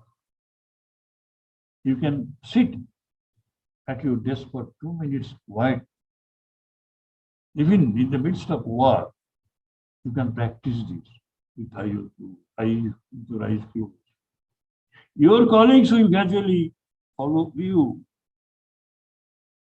They won't criticize. They will try. They will understand it in course of time, and you also find joy in following that sort of meditation while work. Don't be embarrassed. You all become powerful. Power is not in matter, not outside us. It is within us. Power of Atman, the spirit, is the ultimate power governing this universe. Our goal is to guide humanity to attain the full strength of power of the spirit. Spiritual power is the seat of all powers for humanity. And Atmanam Vid, we know everything else around us and not ourselves. That is bad. That's why our Upanishad, they constantly whispering in our ear, know thyself, Atmanam Vidhi. Even during the COVID-19 pandemic, we must not lose sight of the beneficial aspects of preparing ourselves for the highest truth. So Hemant was referring to that. I'm very much pleased. And I didn't expect that, even I could imagine that Hemant Bhai would excel in that art even. The art is speaking is really full of ideas, and I enjoyed it very much. We have enough time with us now to pick out the issue at hand and thwart the menace means COVID menace, by being internally powerful. Now this confluence of humanity, power, and spirituality we find in the life of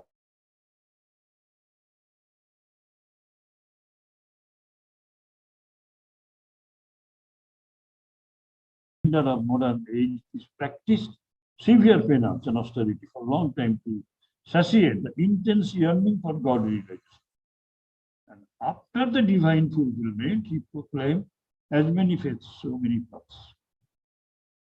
This is perhaps the best possible way to address the root of all problems in today's world. I am sitting in my own tower. I feel that that is the only thing that is real. All else it falls. No, this is the best possible address to all problems. Essentially, substantiate to leading a good moral and ethical life, practicing tolerance and maintaining harmony with different faith systems and other secular ideas. Sri Ramakrishna followed himself all the different paths of religion, and through them all attained the same ultimate goal. He thus demonstrated the underlying spiritual unity of all religions. Spirituality is the common ground of all religions. Non-essential aspects are rituals, books, and dogmas. This is called religion. The spirituality is something else. It is the knowledge of Atma. So first make a distinction between religion and spirituality. We don't say religion. Religions are many. The spirituality is one. Spirituality is Atma, spirit. Everyone. And that's why Sri Ramakrishna said that in all the religions or sects, we should say, he experienced the truth. Truth, the same truth he experienced. That's why he said, Jata Mato, Jata Mato. As many paths, so many faiths. There is only one God known by different names in different religions. Same for all people, irrespective of caste, religion, and gender. Only pure consciousness remains. Could not be destroyed. And Swami Vivekananda provided a philosophical foundation with Master's universal vision. He has two aspects. One is the integral vision of the religions, and the other is the integral vision of the universe. Very interesting. I have no time to go through that.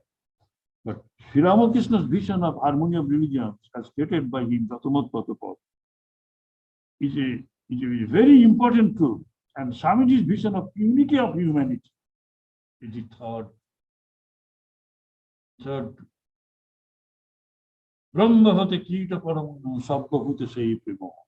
That Prema, pervading everything from Brahma to the blade of the grass. So all this taken together give a new enlightened understanding of the concept of, I should say, secularism. Secularism and sacredness, these differences between them, altogether wiped out. Secularism means, on the one hand, freedom from sectarian, exclusivistic stranglehold of institutional religions. And on the other hand, the practical application of the knowledge of the immanent spiritual oneness of all humanity as the foundation of the ideas of liberty, equality, and fraternity, social.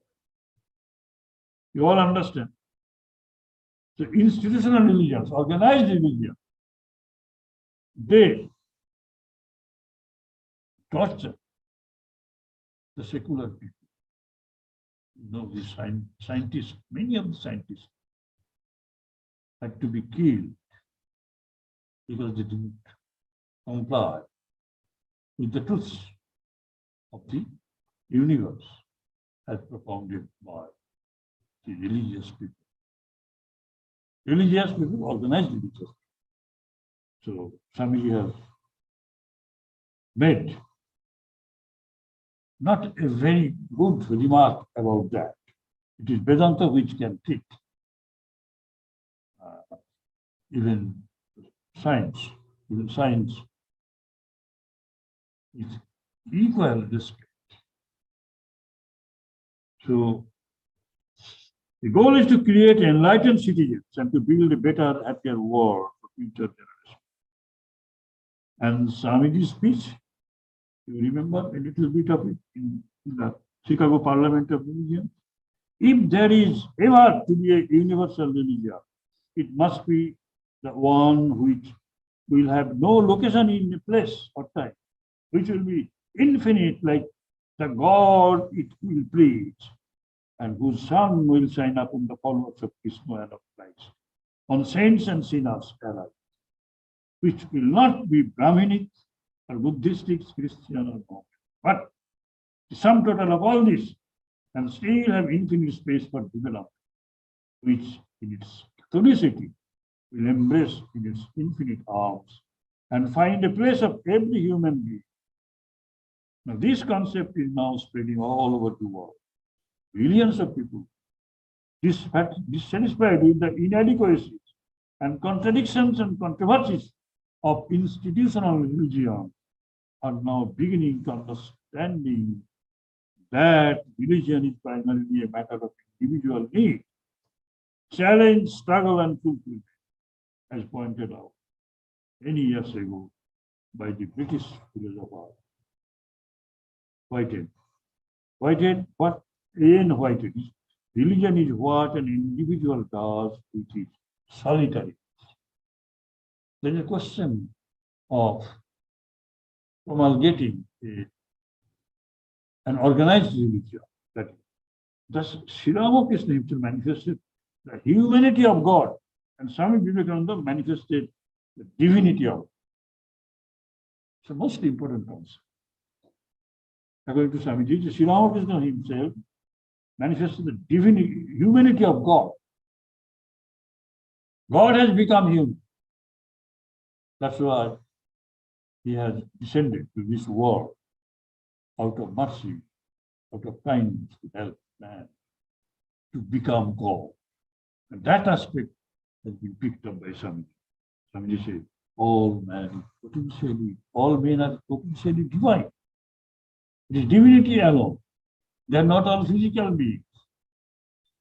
We have to make that potential magnetic. How? To selfless work, by purifying our mind first. In and through our work, we must not exploit others. We must not deceive others. We must pay respect to them. Even in work, and we cease to be selfish. We have to be unselfish. That is the way out. The mind is prepared. Mind becomes pure. Pure mind does not coerce anybody, does not hate anybody, help everybody. And pure mind does not exploit anybody. So people are to be, human beings are to be respected and worshipped. And how come that they are being tortured, humiliated, killed, and what? And exploited. Why? So there are all sorts of these negative qualities. There are qualities, negative qualities, because by taking to these qualities, you can amass wealth and become great in the world, like Ravana. You can establish your heroism, Rajasic vritti, Rajasic nature, very much, and can enjoy. But that is only for meeting the doomsday in your life. You cannot emulate the highest truth, or you cannot expect to live in peace. So those who worship gods in the temple, Swamiji's prophetic statement, you just see, those who worship gods in the temple are religious. He's not condemning them. But those who worship man are gods. Those who worship man, they are gods. The veritable gods. This is really a wonderful statement that those who worship God in a temple, obviously they're religious, but those who worship man, they are ultimately on the path of spirituality. Not path of spirituality. They are gods. They are gods. Actually, they have reached, they have arrived. Strong assertion. Yes. Right. Thank you so much. I think that should be the concluding thought of what Swamiji has been saying all this while. Thank you so much for spending time with us. Once again this year, thank you so much. And obviously, life will go on. Spiritual awakening would happen. And next year, we hope to meet you again. Thank you and pranam once again. Thank you. Hari Prasad ji, thank you. Namaste. And now we move on to our next speaker, Simu Jitsu. Simu Jitsu is a motivational speaker with 1.3 million subscribers on YouTube and 50 million views of his of the videos. Incidentally, just straying a little from the point, I would request all our viewers to join in and tell their friends to join in. We already have more than 1,000 people watching this live streaming, and we would really want all of you to join back. Coming back to our next speaker, Simu Jitsu, he has more than 14 years of international exposure in the space of motivational speaking, and he has received many awards, amongst them the Global Excellence Award in motivational speaking. Today, he is considered amongst the top 10 motivational speakers across the world. We welcome Simu Jitsu and we look forward to your address. Thank you so much, and it's a pleasure to be here. You see, for some reason, I was not able to make it to the earlier physical conventions which happened, but I'm happy, I'm glad that thanks to technology, I'm able to interact with all of the followers of this great conference that has been organized year after year. And I highly, I appreciate, I applaud the efforts, because just to have a meaningful dialogue around the subject of spirituality in itself, a meaningful dialogue with an open mind in a space where people are welcoming, accepting of each other's ideas, of the diversity that our beautiful country is, of this beautiful world, if we can openly listen to each other and have a meaningful dialogue along the very important subject of spirituality, that in itself is a great accomplishment. So my sincere respect and appreciation for the organizers, for the visionaries behind this, because as Aristotle said many thousands of years ago, if knowing yourself is the beginning of all wisdom, and then knowing each other is the beginning of peace, but it begins by knowing yourself. I love what Swamiji's concluding notes, as he was speaking before me, what his concluding notes were, quoting from Swami Vivekananda's speech in Chicago, that those who worship in temples are actually religious, but those who worship the fellow human being, they are gods themselves.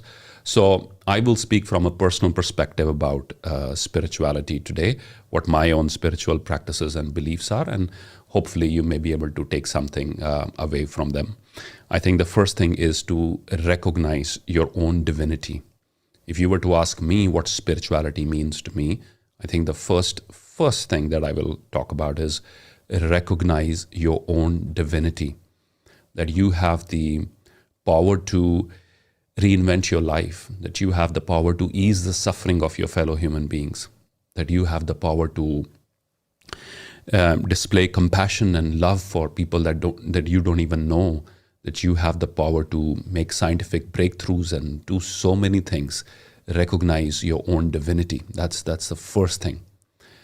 And regardless of where you were born, regardless of the circumstances of your birth, regardless of your past, regardless of your failures, regardless of the embarrassments along the way. Recognize that at the core, you are a divine force. And if you recognize that, if you tap into that, you can literally change your life at any point of time. The other option is very dangerous. The other option is playing the victim. People who play the victim, they look at themselves as if they have little control over anything. All of this has happened to me. I am at the receiving end. Life has been unfair, and this is how my life is meant to be, and I will be a victim. And that's a very dangerous story to tell. A more powerful story to tell would be, I am a divine being, and by tapping into my divinity, by honoring my divinity, as Swamiji was saying, be mindful and take more deep breaths in, by recognizing that within me is a divine force which is connected to a higher force, I can change my life. I can reinvent myself. There is even now research happening in a field called epigenetics, where scientists believe that just by changing your beliefs, just by changing your thoughts, you can now determine which genes will become active in your body and which ones will stay dormant. For example, if everyone in your family has had a history of diabetes, so they probably might have passed on the gene to you as well. But your behavior, so this is what science of epigenetics says, that your behavior determines whether those genes will become active or whether they will stay dormant or whether they will stay asleep. If you're telling the victim story, which is, oh, everybody in my family has diabetes. I'm 45 now, so I should be having diabetes anytime now. In fact, I have told so many people about this story that if I don't get diabetes in the next 1 year, I will actually be very disappointed. To that extent, people can believe in the story of being a victim. And the other story is believing in your divinity, which is, you could say, I might have been in my physical body, I might have been passed genes, behaviors, and thought patterns from my ancestors, from my parents. But I believe I'm a divine being. And by the power of my thought, by tapping into that power, I can create a brand new story. I do not have to suffer due to what is written in the genetic code. That is the gift we all have. Martin Luther King Jr., he said it beautifully. We are living in an era of guided missiles and misguided men and women. With technology so advanced that with precision we can hit another country with our missiles. And yet the vast majority of human beings are lost. And you talk to young people, there's suicidal tendencies. They're not happy with what they have. There is so much of material progress that we have made in this country over the last 10, 20 years. We have improved that there is millions of people have been added to the new middle class in India. Millions have been lifted out of poverty. We have a lot more abundance than we did 20, 30 years ago. We have more food grains produced in this country than we ever had before. We have more milk being produced than we ever had before, right? Yet, despite the rise in per capita incomes, we have not seen a corresponding rise in per capita happiness. And I think we need to reflect on that as a society. And as individuals, we need to begin by connecting with our divinity to understand that I am a divine being. I am no less than anyone else. If person A, B, or C, who appears religious, who appears evolved, quote unquote evolved, or who has certain practices to tap into a higher power, I also have access to the same. And this is what I believe in. If it is possible for another human being, it's possible for you too. And all you need to do is just start telling a brand new story. Start by looking within. Bulle Shah, the famous Sufi mystic, he said this, पढ़ पढ़ इल्म हज़ार किताबां पढ़ पढ़ इल्म हज़ार किताबां कदी अपने आप नूं पढ़िया नहीं ਜਾਂ ਜਾਂ ਵੜਦਾ ਮੰਦਰ ਮਸੀਤੀ ਕਦੀ ਮਨ ਆਪਣੇ ਵਿੱਚ ਵੜਿਆ ਨਹੀਂ ਐਵੇਂ ਲੜਦਾ ਸ਼ੈਤਾਨ ਦੇ ਨਾਲ ਬੰਦਿਆ ਐਵੇਂ ਲੜਦਾ ਸ਼ੈਤਾਨ ਦੇ ਨਾਲ ਬੰਦਿਆ ਕਦੀ ਨਫਸ ਆਪਣੇ ਨਾਲ ਲੜਿਆ ਨਹੀਂ ਕਿਉਂਕਿ ਸ਼ੈਤਾਨ ਸੇ you fight with the Satan who you believe is an external force, but you have not fought with the negative forces inside your head. And I think one of the biggest negative forces inside our head is the one that tells us that I am less than other human beings. or person XYZ was blessed with this capacity to do though. He's naturally talented, or he has this. No. If it's possible for another human being, it's possible for you too. So begin by recognizing your own divinity. Number two, begin and then move on to recognizing the divinity in other people too. The old Japanese proverb goes, there are many paths to the top of the mountain. There are many paths to the top of the mountain.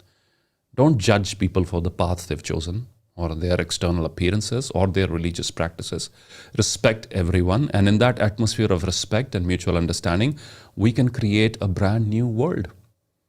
Elon Musk is looking for life on Mars, a different planet. He wants to create a settlement for humanity on Mars, which I believe is a great mission by all means.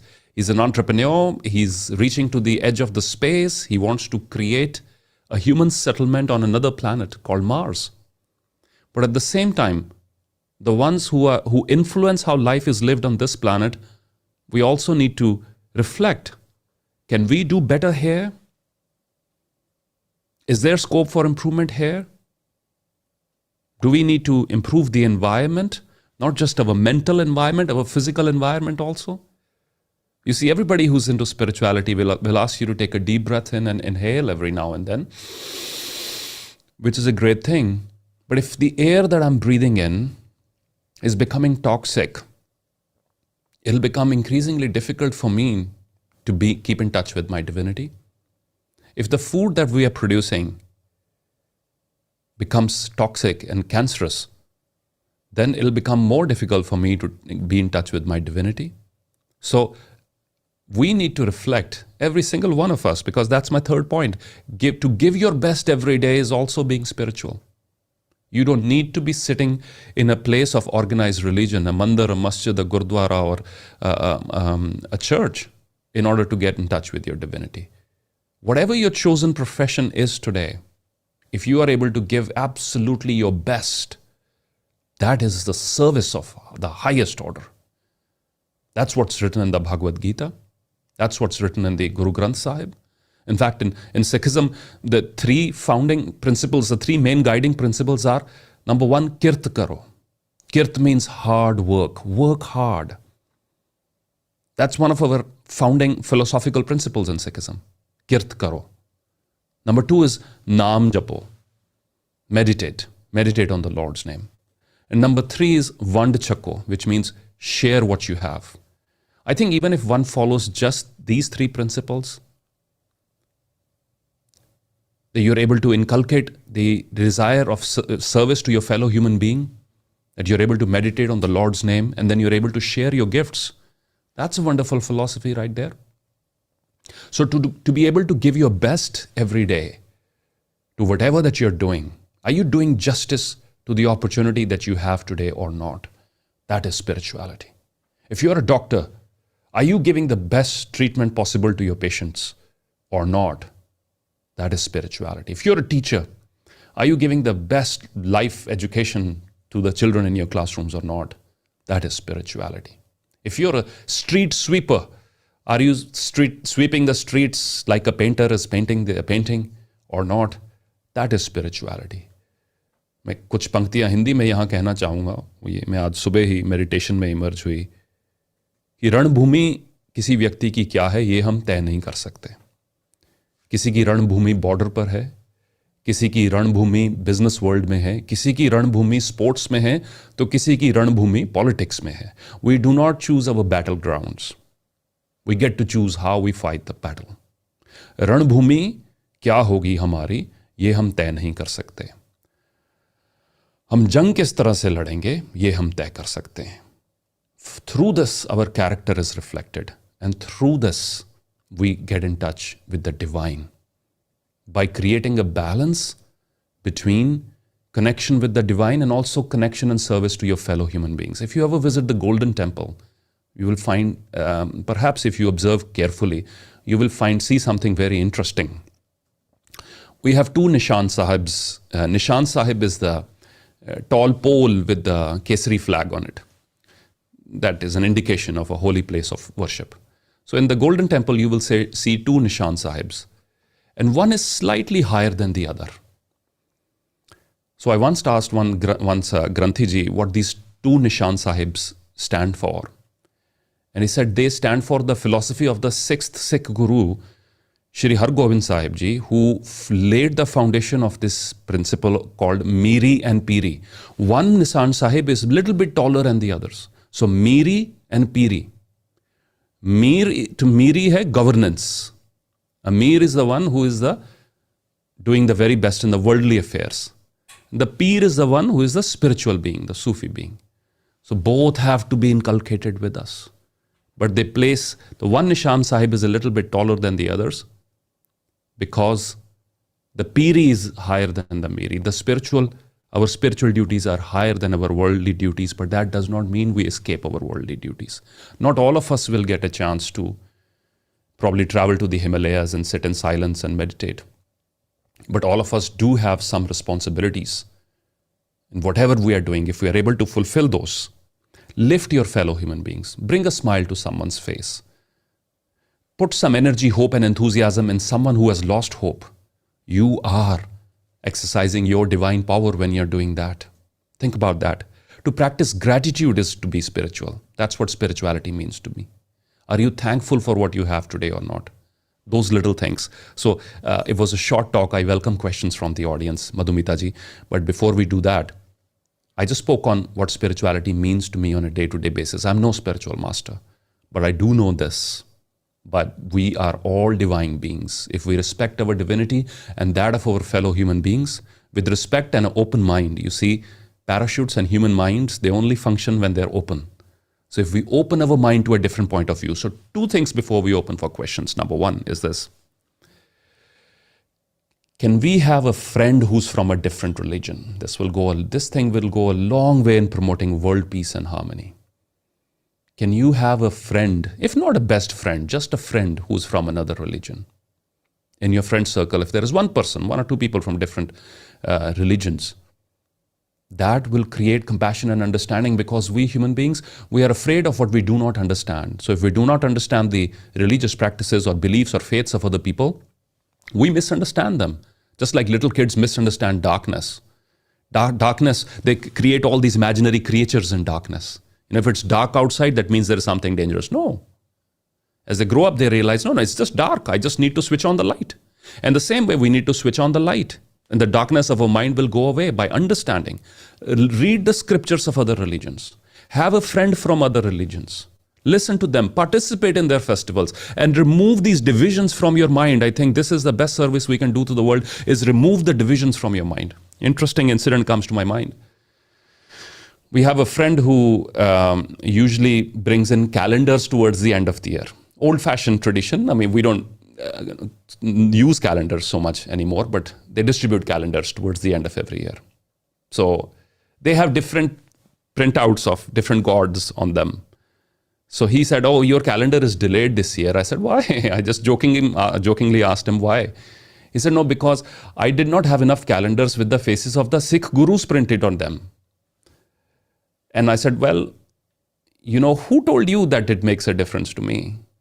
I respect all religions. If you were to give me a calendar with Mar Saraswati on it, or Mahalakshmi on it, or Bhagwan Krishna on it, or Guru Nanak Dev Ji on it, it would not make a difference. But, I didn't say that to him, but this is the thought that crossed my mind. He's probably looking at the situation from that perspective, because that's how he's thinking. Remove the divisions from your mind. Old Zen story goes, there were these two Buddhist monks who were just about to cross a river. And they saw a woman who was drowning in the river, almost drowning, shouting for help. And both of them were strong, able-bodied men. Both of them knew swimming well. But these Buddhist monks had a vow, that the vow was they would never touch a woman. But here was a situation that a fellow human being was drowning. So one of the monks, he extended his hand to the woman and pulled her out of the water and carried her on his back to the other end and saved her life. And towards the end, when he put her off his back, they said thank you to each other and they moved on. Both the monks walked in silence for quite some time, until one of the monks, He couldn't hold this question inside his mind. And he said, brother, what did you do? You just broke your vow. And your vow was that I will never ever touch a woman. You just touched a woman, carried her on your back for 20 minutes. Well, he said to his fellow monk, he said, listen, I put her back, I put her down almost 30 minutes ago. It is you who is still carrying her in your mind. It is you who is still carrying her in your mind. We need to remove the divisions, the misunderstandings from our mind.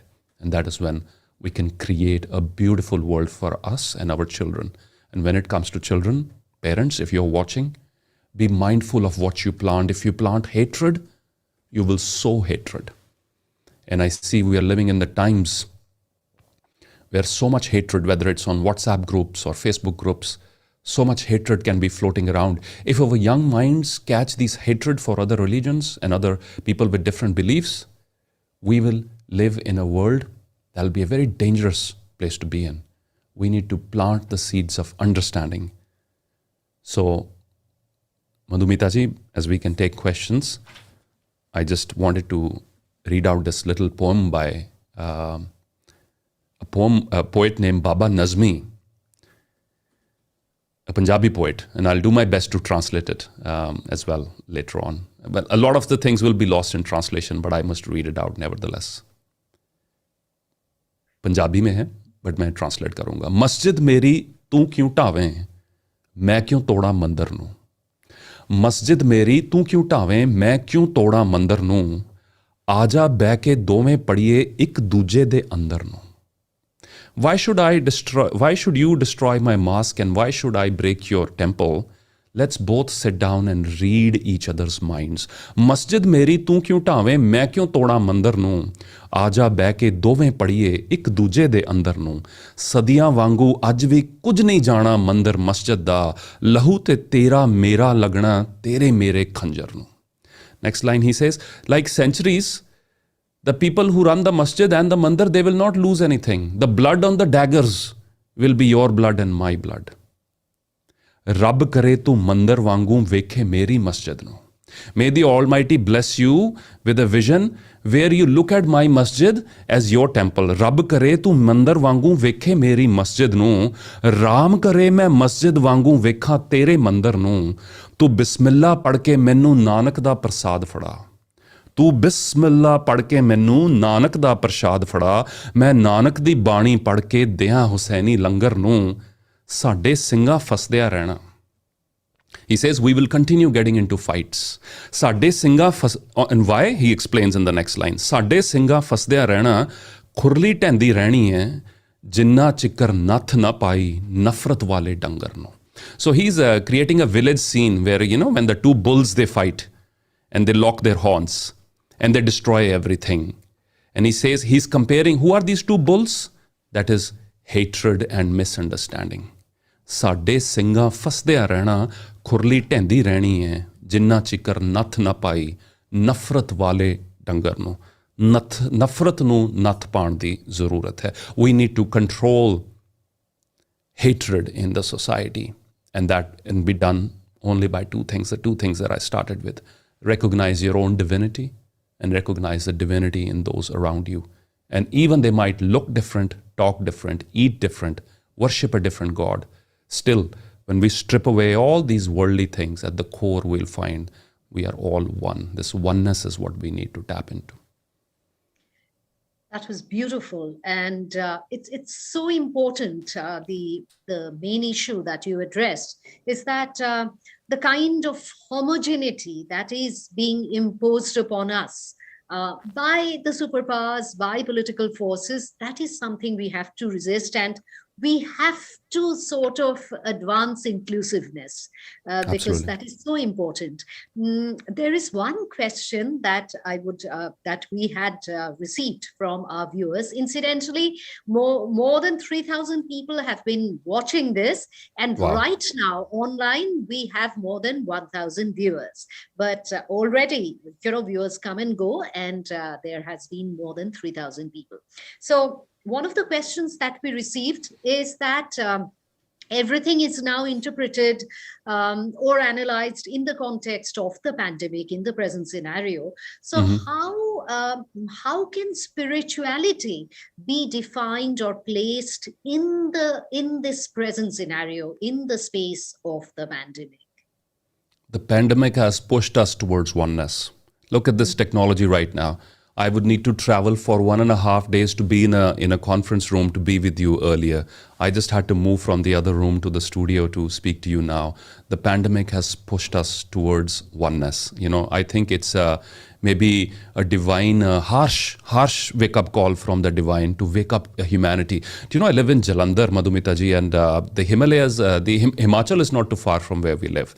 And what they say is 100 years ago, the air was so clean that we could see the mountains from here. And during the lockdowns was after 100 years. A view of the mountains. Absolutely. That it was after 100 years when humanity paused, nature flourished. The pandemic was a wake-up call for us humans. And look at this, the unpredictability. So many people were hanging on to so many things, superfluous things. And all of that just vanished during this time. I think it's a wake-up call for us to realize there is nothing more important than connection with the divine, connection with your loved ones, leading the life of your dreams, serving other people, right? When you lead the life of your dreams, when you achieve your highest potential, you are serving God. Mahatma Gandhi, he said this, he said, one who does less than what he can is a thief. So if I'm a doctor, who can do an excellent heart surgery, but I do an average heart surgery because I want to do 5 more, I'm stealing and God is watching. So my commitment, I'm first answerable to my own self. Be answerable to your own self. That's what the pandemic is teaching us. And then, you know what, another beautiful aspect that came forward during the pandemic was the best and the worst of human nature. The best of human nature came forward when people were selflessly serving others, with oxygen lungers, or people were opening the doors of their homes for strangers. They're doing so much for absolute strangers. People were connecting out on the streets who'd never known each other before, were now putting their lives at risk for each other. Think about that. It brought out the best in us. It also brought out the worst in us, where ambulance drivers were charging 50,000 rupees to take a patient to the hospital, where people who had the drugs available were hoarding the drugs and selling them for higher prices. Which means what? That this whole concept of heaven and hell is not an external concept, it's here. It is here. For somebody who did not have 50,000 rupees, if they were charged for an ambulance for 50,000 rupees, that person witnessed hell here on planet Earth. And for someone who could not get access to an oxygen cylinder, got an oxygen cylinder from an absolute stranger, he witnessed heaven right here. Heaven and hell are here. That's what the pandemic taught us. And then thanks to technology, it brought us all closer together. It's how we use it now. And that will depend upon the leaders of our society, not just political leaders. It's teachers, it's educators, it's spiritual leaders, it's influencers.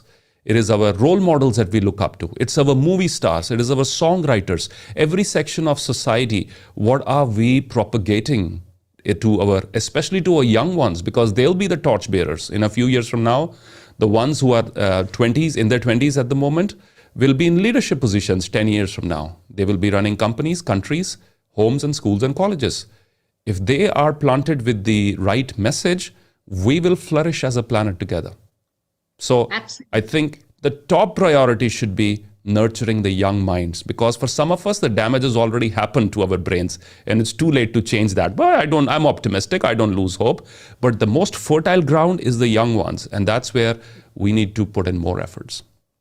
Absolutely. Thank you so much. We really need to hold on to the lessons that we have learned from the pandemic. Thank you once again. It was wonderful listening to you. Thank you.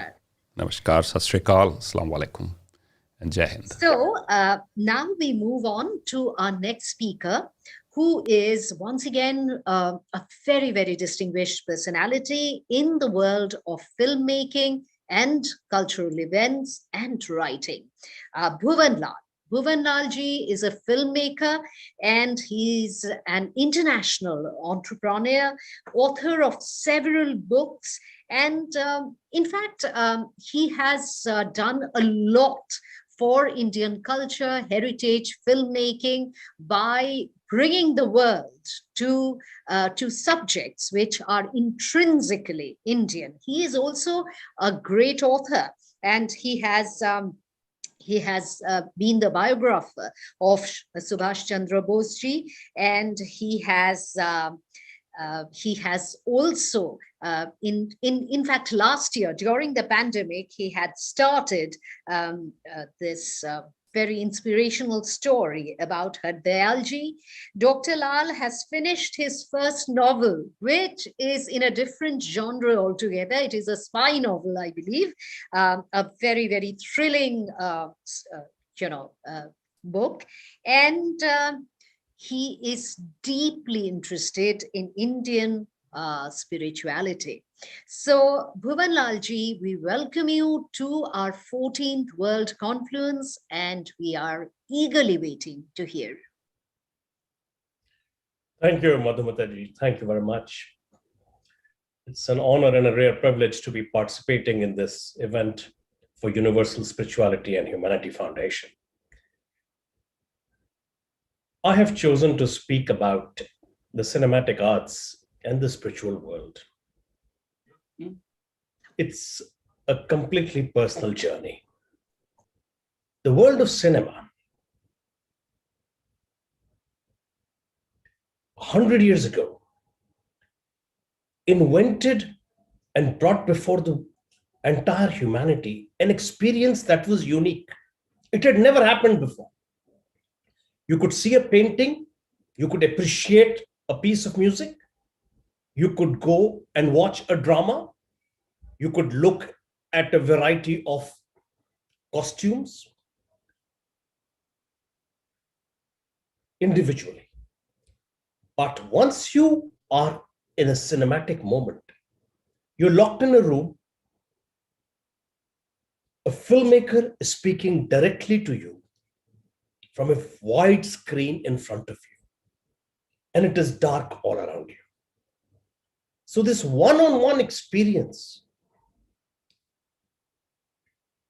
brings a person absolutely in front of himself or herself and faces the reality of the world as displayed by somebody else's experiences. The world of cinema is unique because across the world we speak multiple languages, but the language of cinema is one. We can watch cinema anywhere in the world and see the imagery and the performances and connect with people who are not from our residential area, our state, our city, our country, or even our continent. The world of cinema brings you up close and personal to the rest of humanity. Sometimes the language is difficult to understand, so in a non-verbal manner, images and sounds tell a story. It elevates you individually. And there are several examples of such films. Heartwarming moments in which you feel from the experiences of others how you would have felt if you had been in that situation yourself. Most importantly, global spirituality benefits a lot from the cinematic experience. I started my journey to make a film on the life of Buddha after the events of September 9/11. On September 11th, when the world was crashing around me,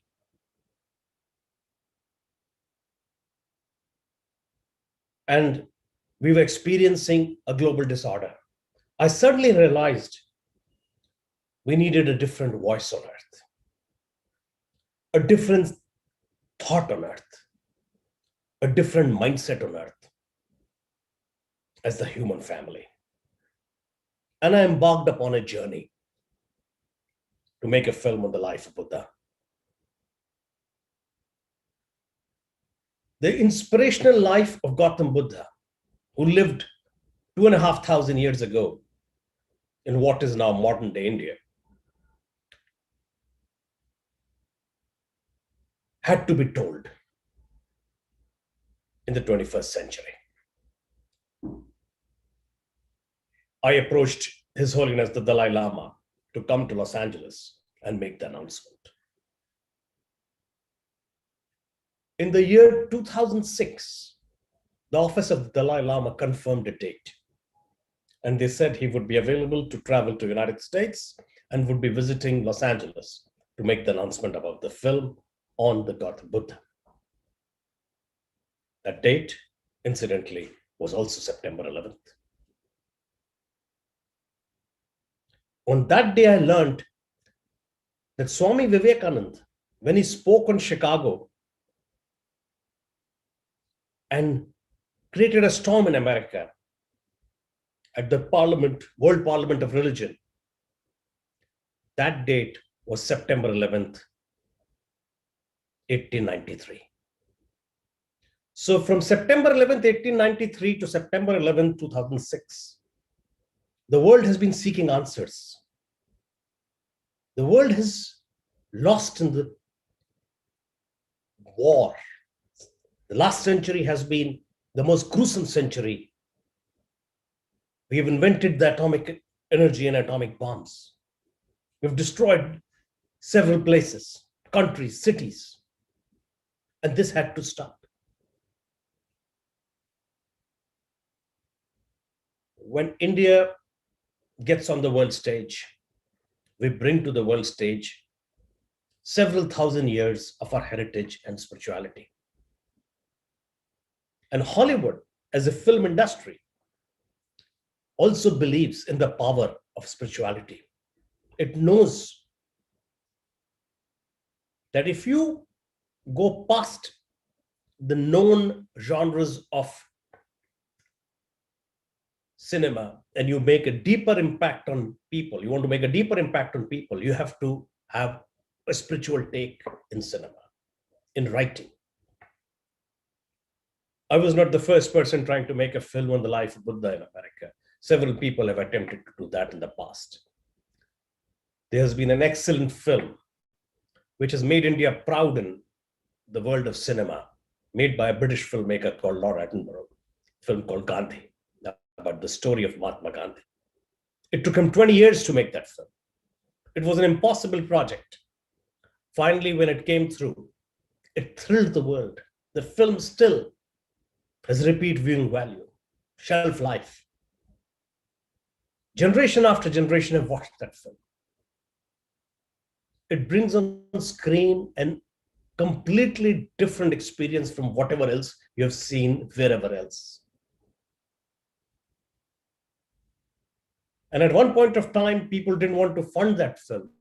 Now it has become a multi-grosser. So there is a demand for this kind of cinema. Recently, there was a film made by Alfonso Cuarón called Gravity. Some of you may have seen it. A lot of people in the spiritual world felt it was the recreation of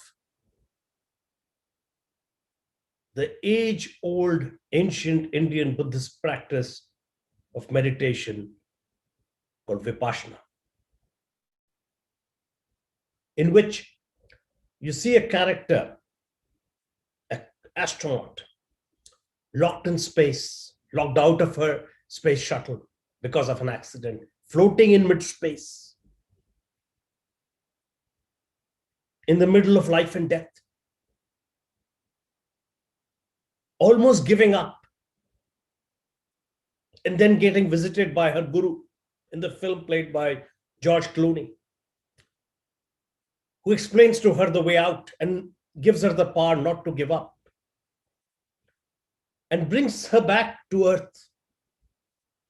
If you watch that film, you will get the entire experience of a spiritual life, an out-of-body experience. It's an amazing journey.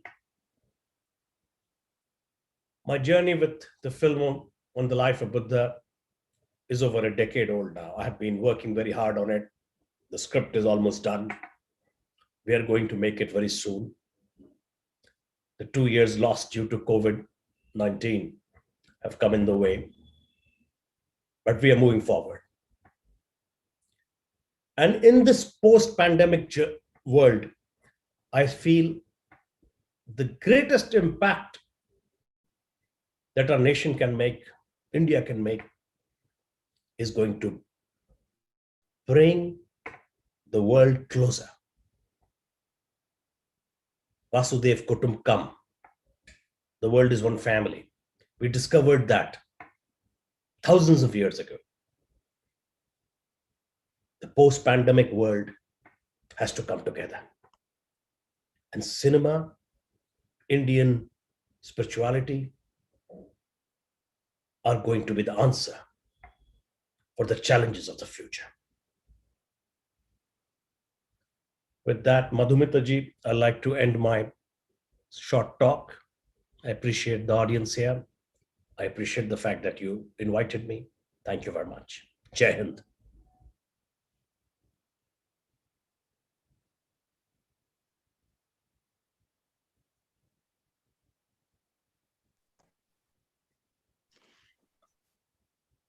Thank you so much.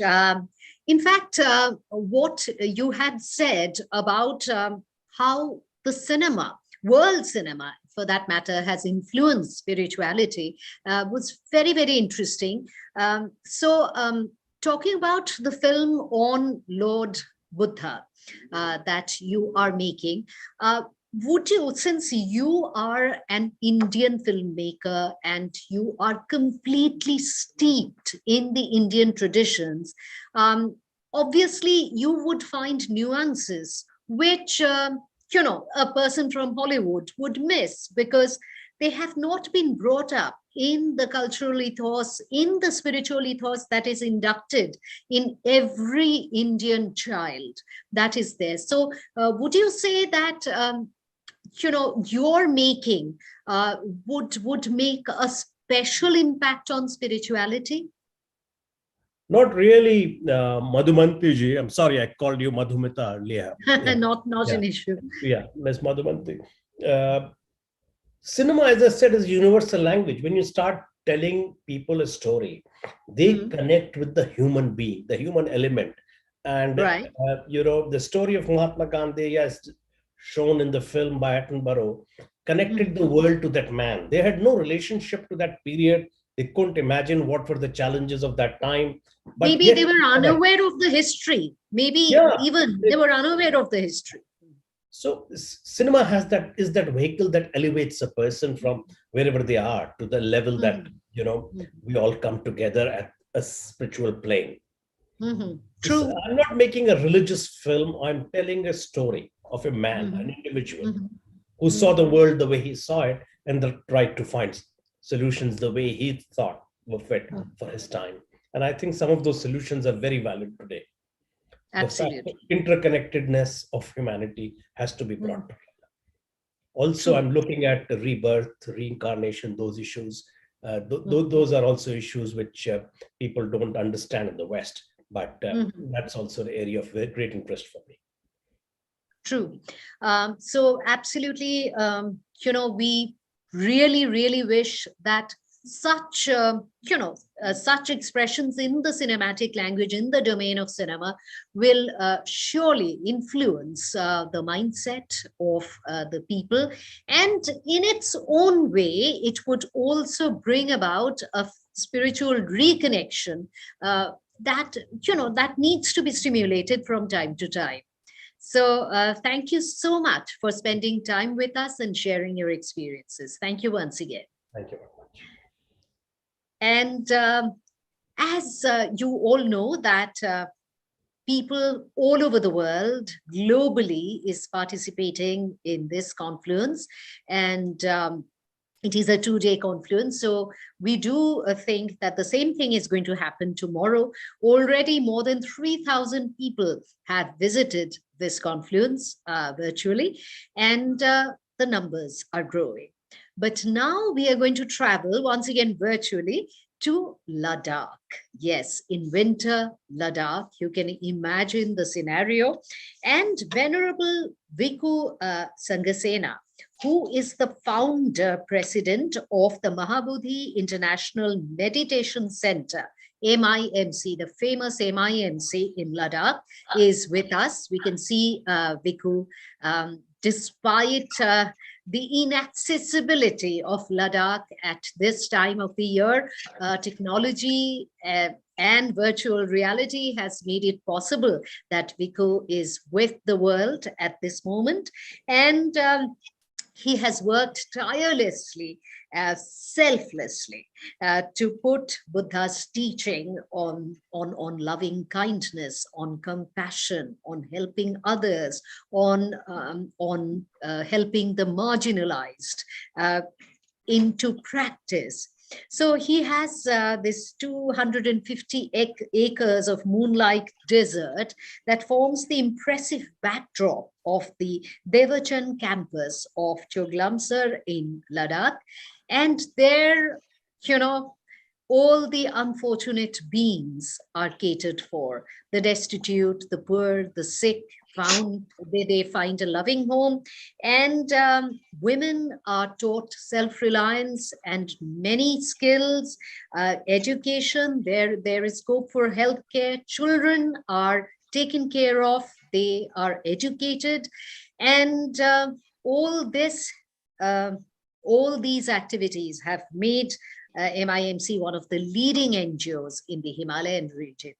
So we have the founder president, Venerable Bhikkhu Sangasena, with us, and we would definitely like to hear your experiences in the realm of spirituality.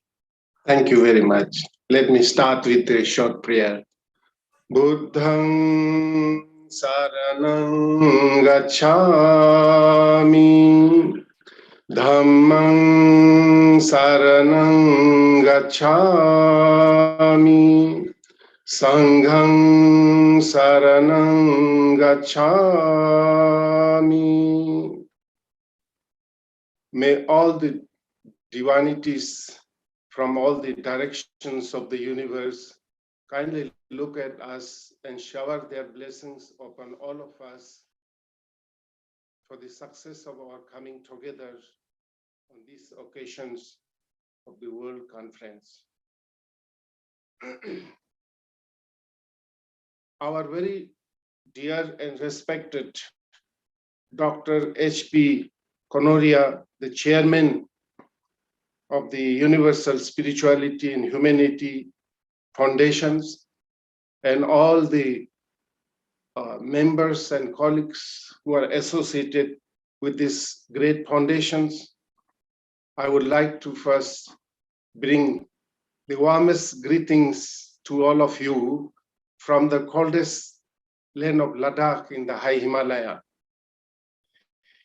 It is a great honor and privilege for me to be part of this very important conference, that is 14th World Confluence of Humanity, Power and Spirituality.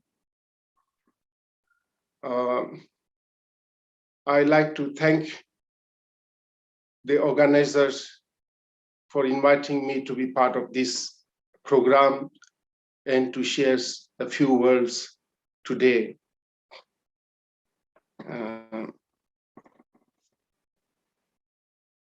As you all know, the world is going through unprecedented challenges posed by the COVID-19 pandemics, and humanity do not know what to do.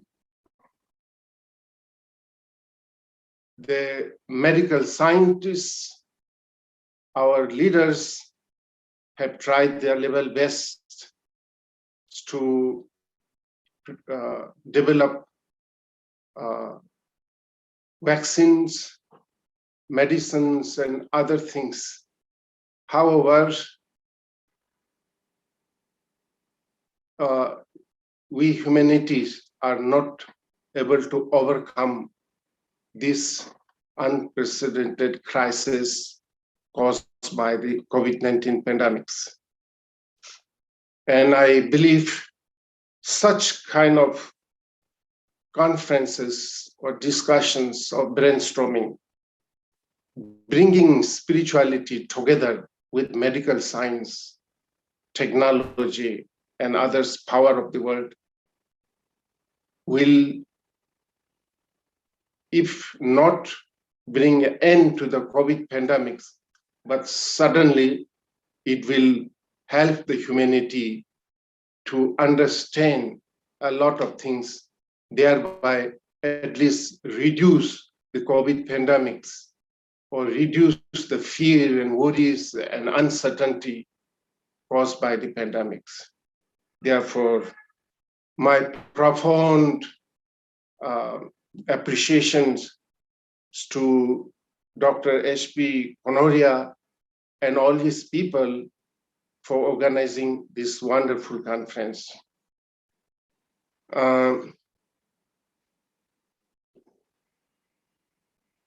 Humanity is the greatest power. Spirituality, a great power. Technology is a great power. Science is a great power. Money, economy is a great power. But they are great power. This power can be used for destructive purpose and for constructive purpose, like nuclear energy.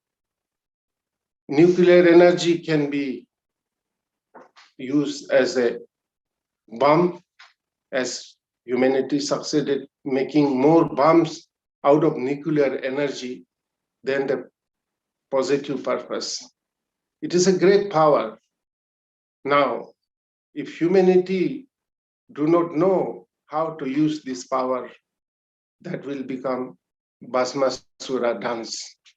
It will finally kill ourselves. Therefore, it is very rightly, very wisely, the organizers have brought together humanity, power, and spirituality. Spirituality is the only one-sided positive power. There is no negative power in spirituality. If we understand, of course, if you misunderstand, spiritual power also can be misused. Therefore, it is very important to bring together, spirituality and all the other powers in the world, technology, science, economy, education. Education is power. Knowledge is a power. Now, how we will know how to use this power positively? It's not possible to use without spirituality. If you can put the spirituality, in another word, spirituality means truth. Dharma. If the dharma or spirituality, pure dharma, pure spirituality, if we put in the center, then there is no chance. No chance of misusing this great power for destructive purpose. If we can bring all this together, then the world will be different than what we are witnessing today. If we can bring together science and religions, must work hand in hand.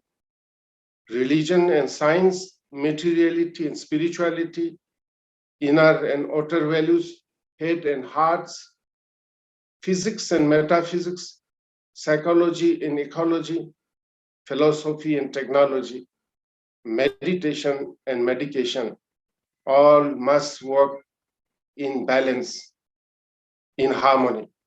Then this world will be very different than very different than what we see today. Today, despite of the miraculous achievement by science and technology. Our fear of violence, of brutality, of aggressions, of hatred have not become less. On the contrary, it increased, proportionately increased. The reason is that we are only one-sided. Our focus is only material development, physical development, external development. We have neglected, we have forgotten, we have ignored the inner aspect of our life, the spirituality, the love and compassion, the peace.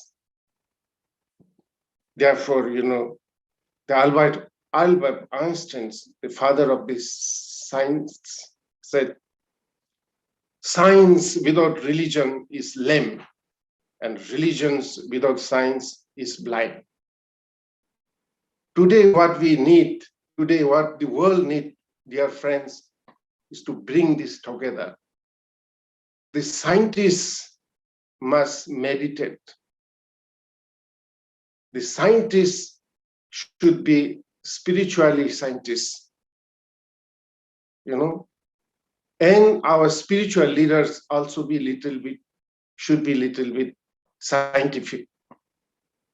If religious people are little bit more scientific, then there is no scope, no chance to misuse religion, no chance to have blind faith.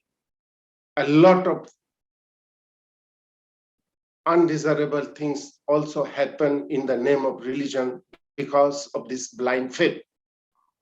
If religious masters, religious teachers, religious practitioners become little bit of scientific, then there is no room for blind faith. If the great scientists, the leaders, the economists, the technologists, if they meditate, then there is no chance for them to misuse the science of knowledge, technology for destructive purpose. If we can synthesize these two aspects, science and religion, inner and outer, east and west, we can make this world heaven. We can experience divine life here and now. We don't need to wait for heavenly life or heavenly world after death somewhere. Let me share with you the positive aspect of life. If we know Dharma, if we know how to use all the things available with love and compassion, we can experience divine life here. We can make this earth heaven. What more we want? We are blessed with the power to see all the colors, beautiful colors, the sunrise, the sunset, the flowers, the mountains, the oceans, the rivers. We are blessed with the power to see all these things.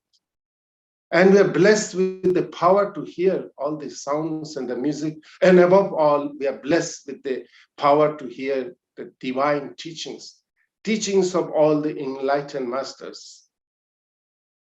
And we are blessed with the power to share the feelings of our hearts through our words, through our speech or tongue. And we are blessed with the power to stand up and walk and reach wherever you want to go. And we are blessed with the power to create anything we want with our hands. And above all, we are blessed with the power to pray and meditate and have the God realization, truth realization, self-realization here and now. What more we want, dear friends? All are here. Heaven and hell is not a state of geographical things. We are the heaven, we are the hell. We are the God, we are the ghost. We are the divine, we are the devil, both half-half.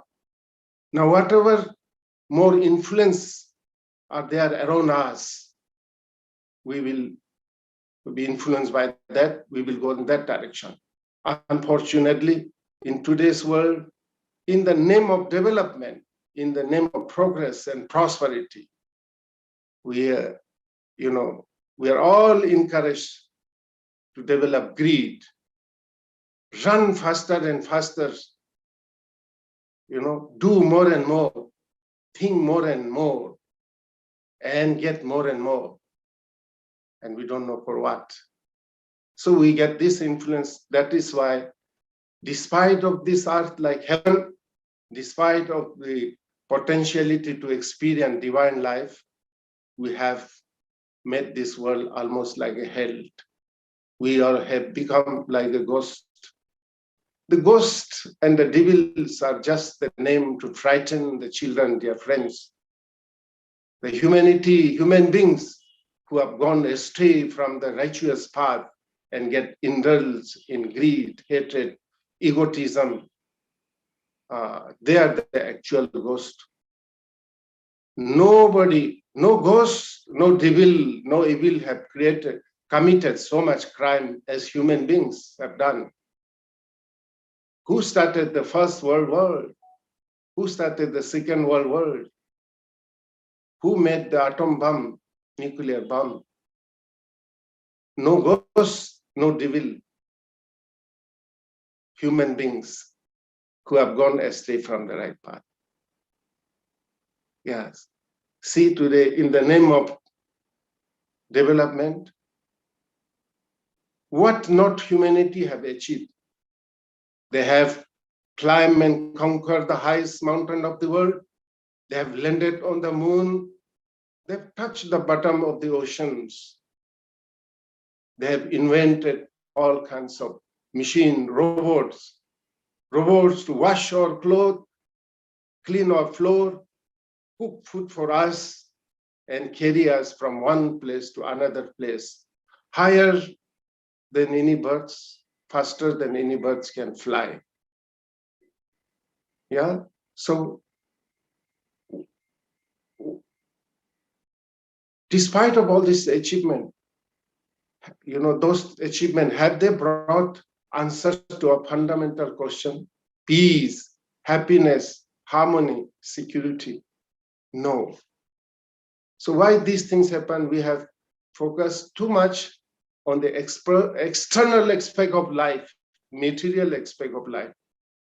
Dear friend, we are not just material, bunch of some material things like a car or motorcycle.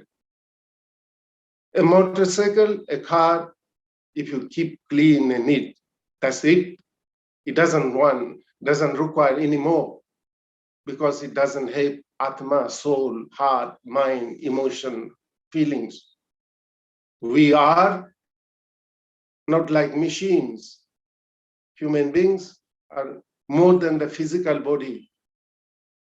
As you all, we need all the things available in the supermarket to keep the body, physical body, healthy and clean. We need spirituality. We need meditation. We need prayer to keep our hearts, the mind, pure, clean, and healthy. This is what is missing, this balance, inner and outer.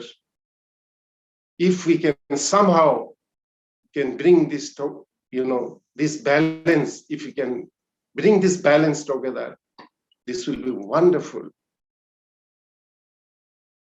There cannot be more precious than human life, dear friends. This is this world is heaven. We can experience divine life here and now. So we all have to, dear friend, have to have a heavy responsibility to create this awareness, to bringing spirituality in the center of everything. Spirituality in the center of education. Unfortunately, modern education also It is job-oriented, information-oriented, outside-oriented, head-oriented. In modern education system, heart is missing, only head is involved. We have to bring this together, head and hearts. Otherwise, people will become very knowledgeable, and that knowledge itself will become Bhasmasura dance. Finally, it will kill ourselves. This is what happening. I hear the highest number of suicide, highest number of mental case, highest number of psychiatrists are required among the highest educated society in America and others developed educationally, technologically, economically developed society. So, yes, therefore, I do hope that spirituality must be put in the center of everything. How beautifully Satya Sai Baba said. He was a great educationist also. He said that modern education, without guided by spiritual values, not only useless, but positively dangerous, right? This is what we see. The attack on the World Trade Center, hijacking an aeroplane and hitting against the World Trade Center in New York, were not illiterate people, were not simple people from a village. They were highly educated. They were engineers. They did it. And all the crimes, if you see the biggest crimes, violence, wars, are committed by so-called educated people. So how come educated people commit such things?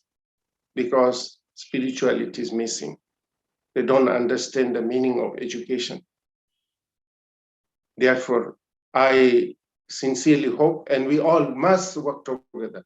All the peace-loving people must come together to work together, raise our voice, the spirituality, universal spirituality, pure spirituality, pure meditation, not Buddhist spirituality, not Hindu spirituality, not Indian spirituality or American or European, pure universal. We must raise above all this division. Out of our ignorance, we have divided humanity into pieces in the name of nationalism, in the name of religion, in the name of caste and creed. We must understand that fundamentally we are same, member of one family, the human family, the global family. Whether you are born in America, whether you're born in Asia or Europe, whether you're Buddhist, Muslims, Christians, Hindu, we are all born in a similar way. We're all growing in a similar way. And all of us will die one day. Nobody is going to live permanently here. And all of us, whether you are American, European, Asian, whether you are Buddhist, Muslim, Christian, Hindus, we all share the same planet. We all breathe the same air for our survival. We all drink the same water for our survival. We all live under one sun, one moon, one sky. And we have the same body and mind.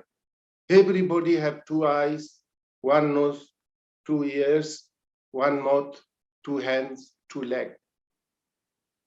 And one small heart somewhere here. Inside the heart also the same wish, the same desire. Wish and desire to live peacefully, happily, harmoniously. Wish to avoid all problems, suffering, fears, all kinds of problems. So where is the difference, my dears? No difference.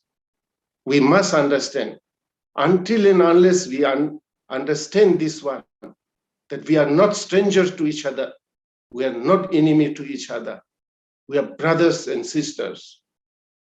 We are born in this world to live in peace. We are born in this world to live in love.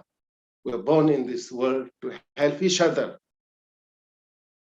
Loving and serving, caring and sharing with each other. Praying together, meditating together, serving, helping each other together.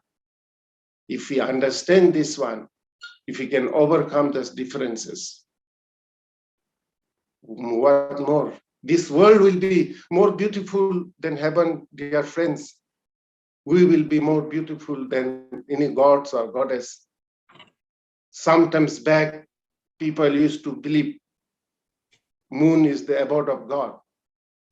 Now human being managed to reach there.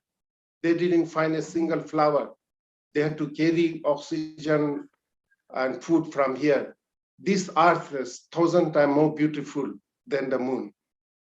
So let us not waste our time looking for another heavenly world. Let us not wait for the next life to experience divine life.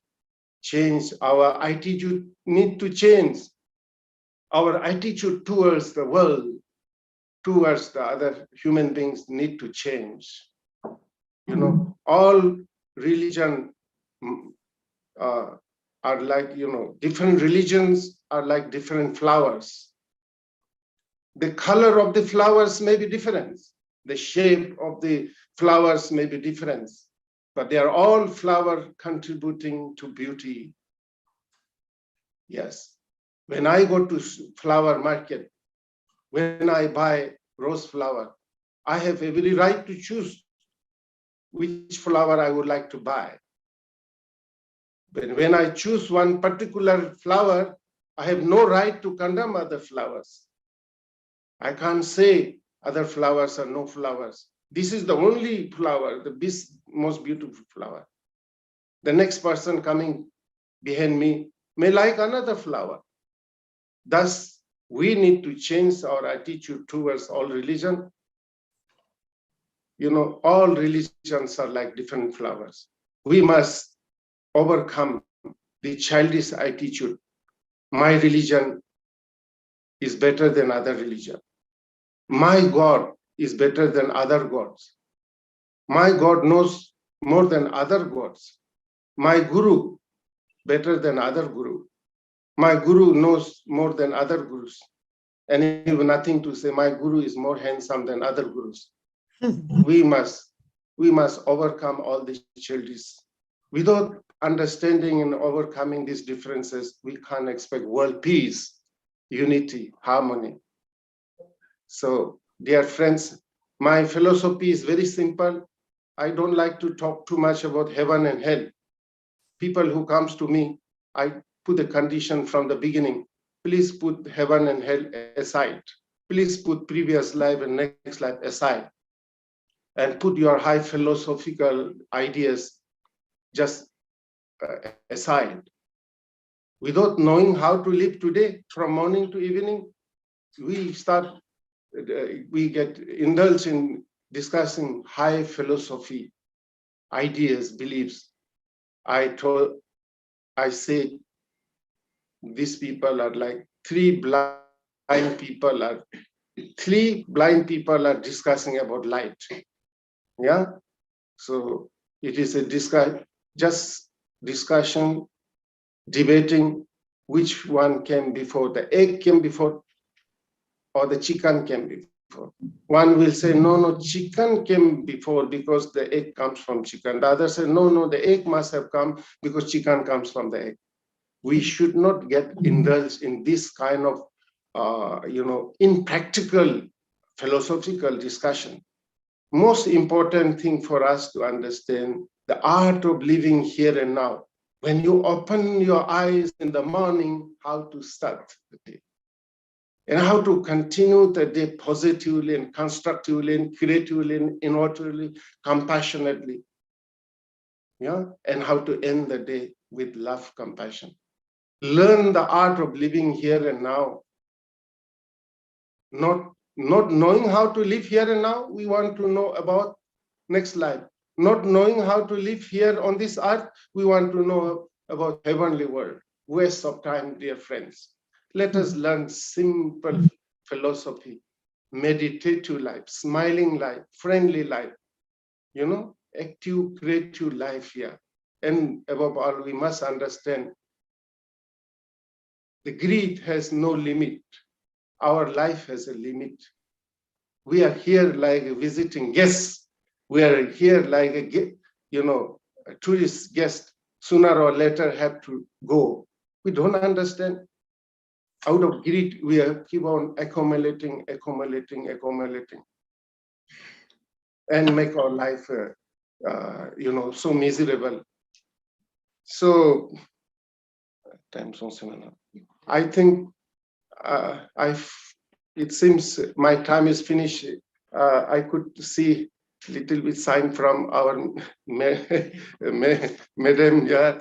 So it has been a great pleasure and honor for me to be part of this wonderful programs, conference. And I wish all of you great success for tomorrow. And hopefully one day you can all visit my place, Ladakh, Himalaya. We can have and send a strong message from the top of Himalayas to the world, from the higher mountains. Nah? Yes. So, Before dear you friends, Before you leave, can we ask you a question? To Venerable Bhikkhu Sangasena, our question is that as we all know that MIMC, Mahavodi International Meditation Center, it undertakes a lot of work, which is practically in the social sphere, like education, empowerment, skill development, extending medical facilities. Now, as you just mentioned, that education per se cannot always result in good deeds. You gave the example of the plane attacking the World Trade Center and how people who were sort of education-wise, skill-wise, who were completely able people. They were engineers, they were pilots who had undertaken this monstrous work. So you said that education per se cannot always lead to good deeds. It must be tempered with spirituality. So our question is, how do you, infuse spirituality in all the spheres of social activities that you perform, like imparting education, undertaking literacy programs, instilling empowerment amongst women and other disadvantaged groups? How do you do that? Yes, the numerous spiritual and humanitarian services we have initiated in this campus in Ladakh. This in the center there is a spirituality. Is this prayer of compassion, what we call prayer of compassion, is in the center of all our activities. All our activities are strongly guided by spiritual values, cultural values, religious values, human values, not something the Buddhist value. Big problem we have, trying to make spirituality or compassion like our compassion or Buddhist compassion. There's no such things. It is universal. Love is simply love with dispel hatred. Light is simply light with dispel darkness. We cannot say the Buddhist light, the Christian light, the Hindu light. Cannot say the Buddhist flower or Muslim flower, Hindu flower. Flower is simply flower which brings beauty and spread fragrance. So in our education system, we have meditation, regular meditation, and spirituality in practical way, not high philosophy. You know how I started all the numerous social welfare activities.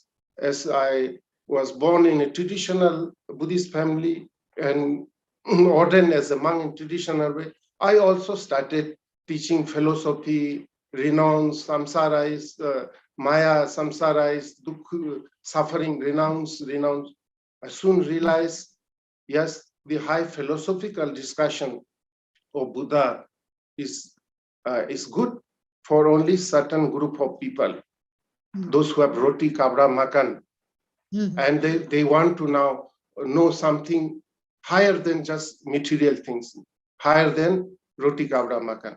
But those who still need the roti, kabra, makan, unko you cannot, you can't teach yoga and meditation to a hungry person. True. So I They need to realized, survive first. yeah, best religion for the thirsty is water. The best religion for the hungry is food. The best religion for the sick is doctors, medicine, hospital, not high philosophical discussion. That will come later on. That is how We I absolutely started. appreciate the practical interpretation of spirituality that you practice. It's wonderful. Yes, you were saying? Yeah. So it is the spirituality, which brings color, beauty, and fragrance to human life. To me, having born as human being, if you miss spirituality, you miss human life. Yeah. Without spirituality, human life is like a flower tree, but without leaves, without flowers, without color, and without fragrance. And what kind of flower tree is that which has no flower, no color, no fragrance, no leaves? So therefore, roti, kapra, and makan, the fourth component has to be spirituality, along with roti, kapra, makan, to make life complete.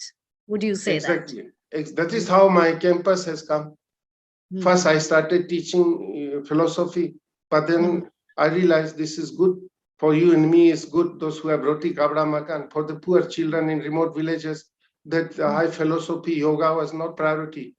Their priority is to have a hostel and school where they can go to school and learn something and learn to stand on their own feet, For the homeless people, elderly homeless people, their top priority was to have a shelter where they can be protected from the severe cold and the heat, That is how all these projects had come up. And yes, they're all different parts of the life. We need to bring them together, holistically together. Thank you so much. It was wonderful listening to you and wonderful finding that you are in the here and the now, practically implementing all the religious teachings that you have learned and grown up with as a practicing Buddhist. Thank you so much, sir, for giving us your time. Yeah, can I conclude with this short prayer? Absolutely, absolutely. Thank you. Please go ahead. This prayer we call it prayer of compassion. It is in the center of all our activities. So it goes like this. Yeah. Please send it by mail. Right, we will do it. Thank you. It says, "Oh Lord Buddha," Buddha means not Buddhist Buddha. It's you can say Lord, just Lord. "Oh Lord, the embodiment of compassion and wisdom, please accept our most reverential salutation at your lotus feet, and kindly bestow your blessings on us to remain always a source of happiness for those who are unhappy, a source of water for the thirsty, a source of food for the hungry, a source of healing for those who are ill, a source of light for those in darkness, a source of companionship for those who are in lonely, a source of protection for those without protection, a source of help and friendship for all in need, a source of crutches to the broken limbs, a source of parental love and care for the orphans, a source of shelter to the homeless, a source of asylum for those who have no safe place, a source of warmth of real love and compassion to those abandoned in the coldness of war and hatred. May the Buddha be in our head. May the Dharma be in our hearts. May the Sangha be in our side to protect and guide us always. May all enjoy real peace, real happiness, real harmony. Thank you so much. Thank you so Once much. again, Thank you, everybody. Thank you. Thank you. right. And today we are going to conclude our confluence. I would once again like to request all of you to join in. Tomorrow also we start at the same time at 3 o'clock, and do join in. Today we have had wonderful response.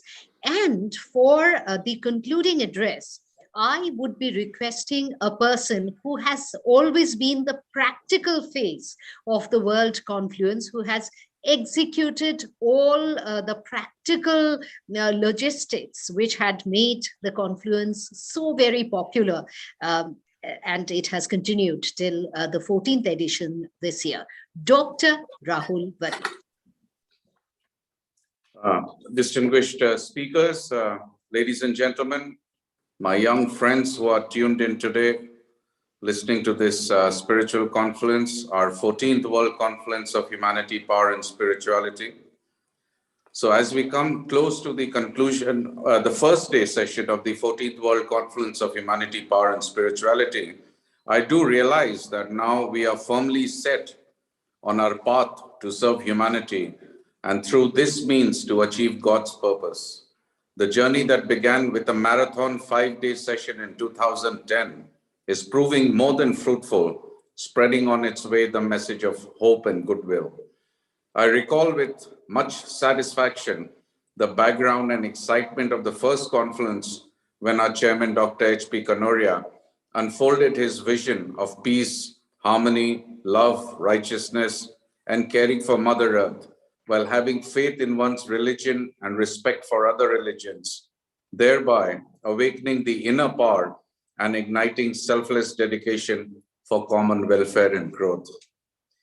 As we move ahead, it is my privilege to inform that this confluence has attracted over 1,000 speakers so far from different faiths and vocations, from different parts of the world, including humanists and illuminates, dignitaries and professionals, leaders and learned men. They all came and utilized the confluence platform to convey their thoughts on how to enrich the body, spirit, and the mind in its integrality, and to make life more meaningful and purposeful. So far from January 2010, over thousands of students have participated in the events, because we believe that the youth holds the future and it is they who will make a difference. We have approached over 40,000 schools in India and abroad, giving them an edifying theme on spirituality for an essay competition for which we have received a hearty response. And this was classified according to different age groups. Our effort has been to inspire the youth to tread an ascending path which leads them from the human to the divine. We believe that true humanness consists in cultivating a spirit that gets reflected in intellectuality, morality, and humility. These impulses act as motivations and deepen our relationship with fellow human beings. Hence, in every conference, we organize a debate with a focused theme on spirituality, where several schools have participated. We have also initiated sit and draw competitions, where hundreds of specially disabled children also have taken part to bring out their creativity and carry on their journey with a smile. We are thankful to the reputed artists who act as judges and spend their day with them. Thousands of students have become members of this confluence who are regularly updated on spiritual articles, inspiring them to serve humanity. We have also been able to make this conference accessible to a wider audience by documenting the proceedings of all the events. The inspiring messages from all the distinguished speakers have been circulated to thousands of people all over the world.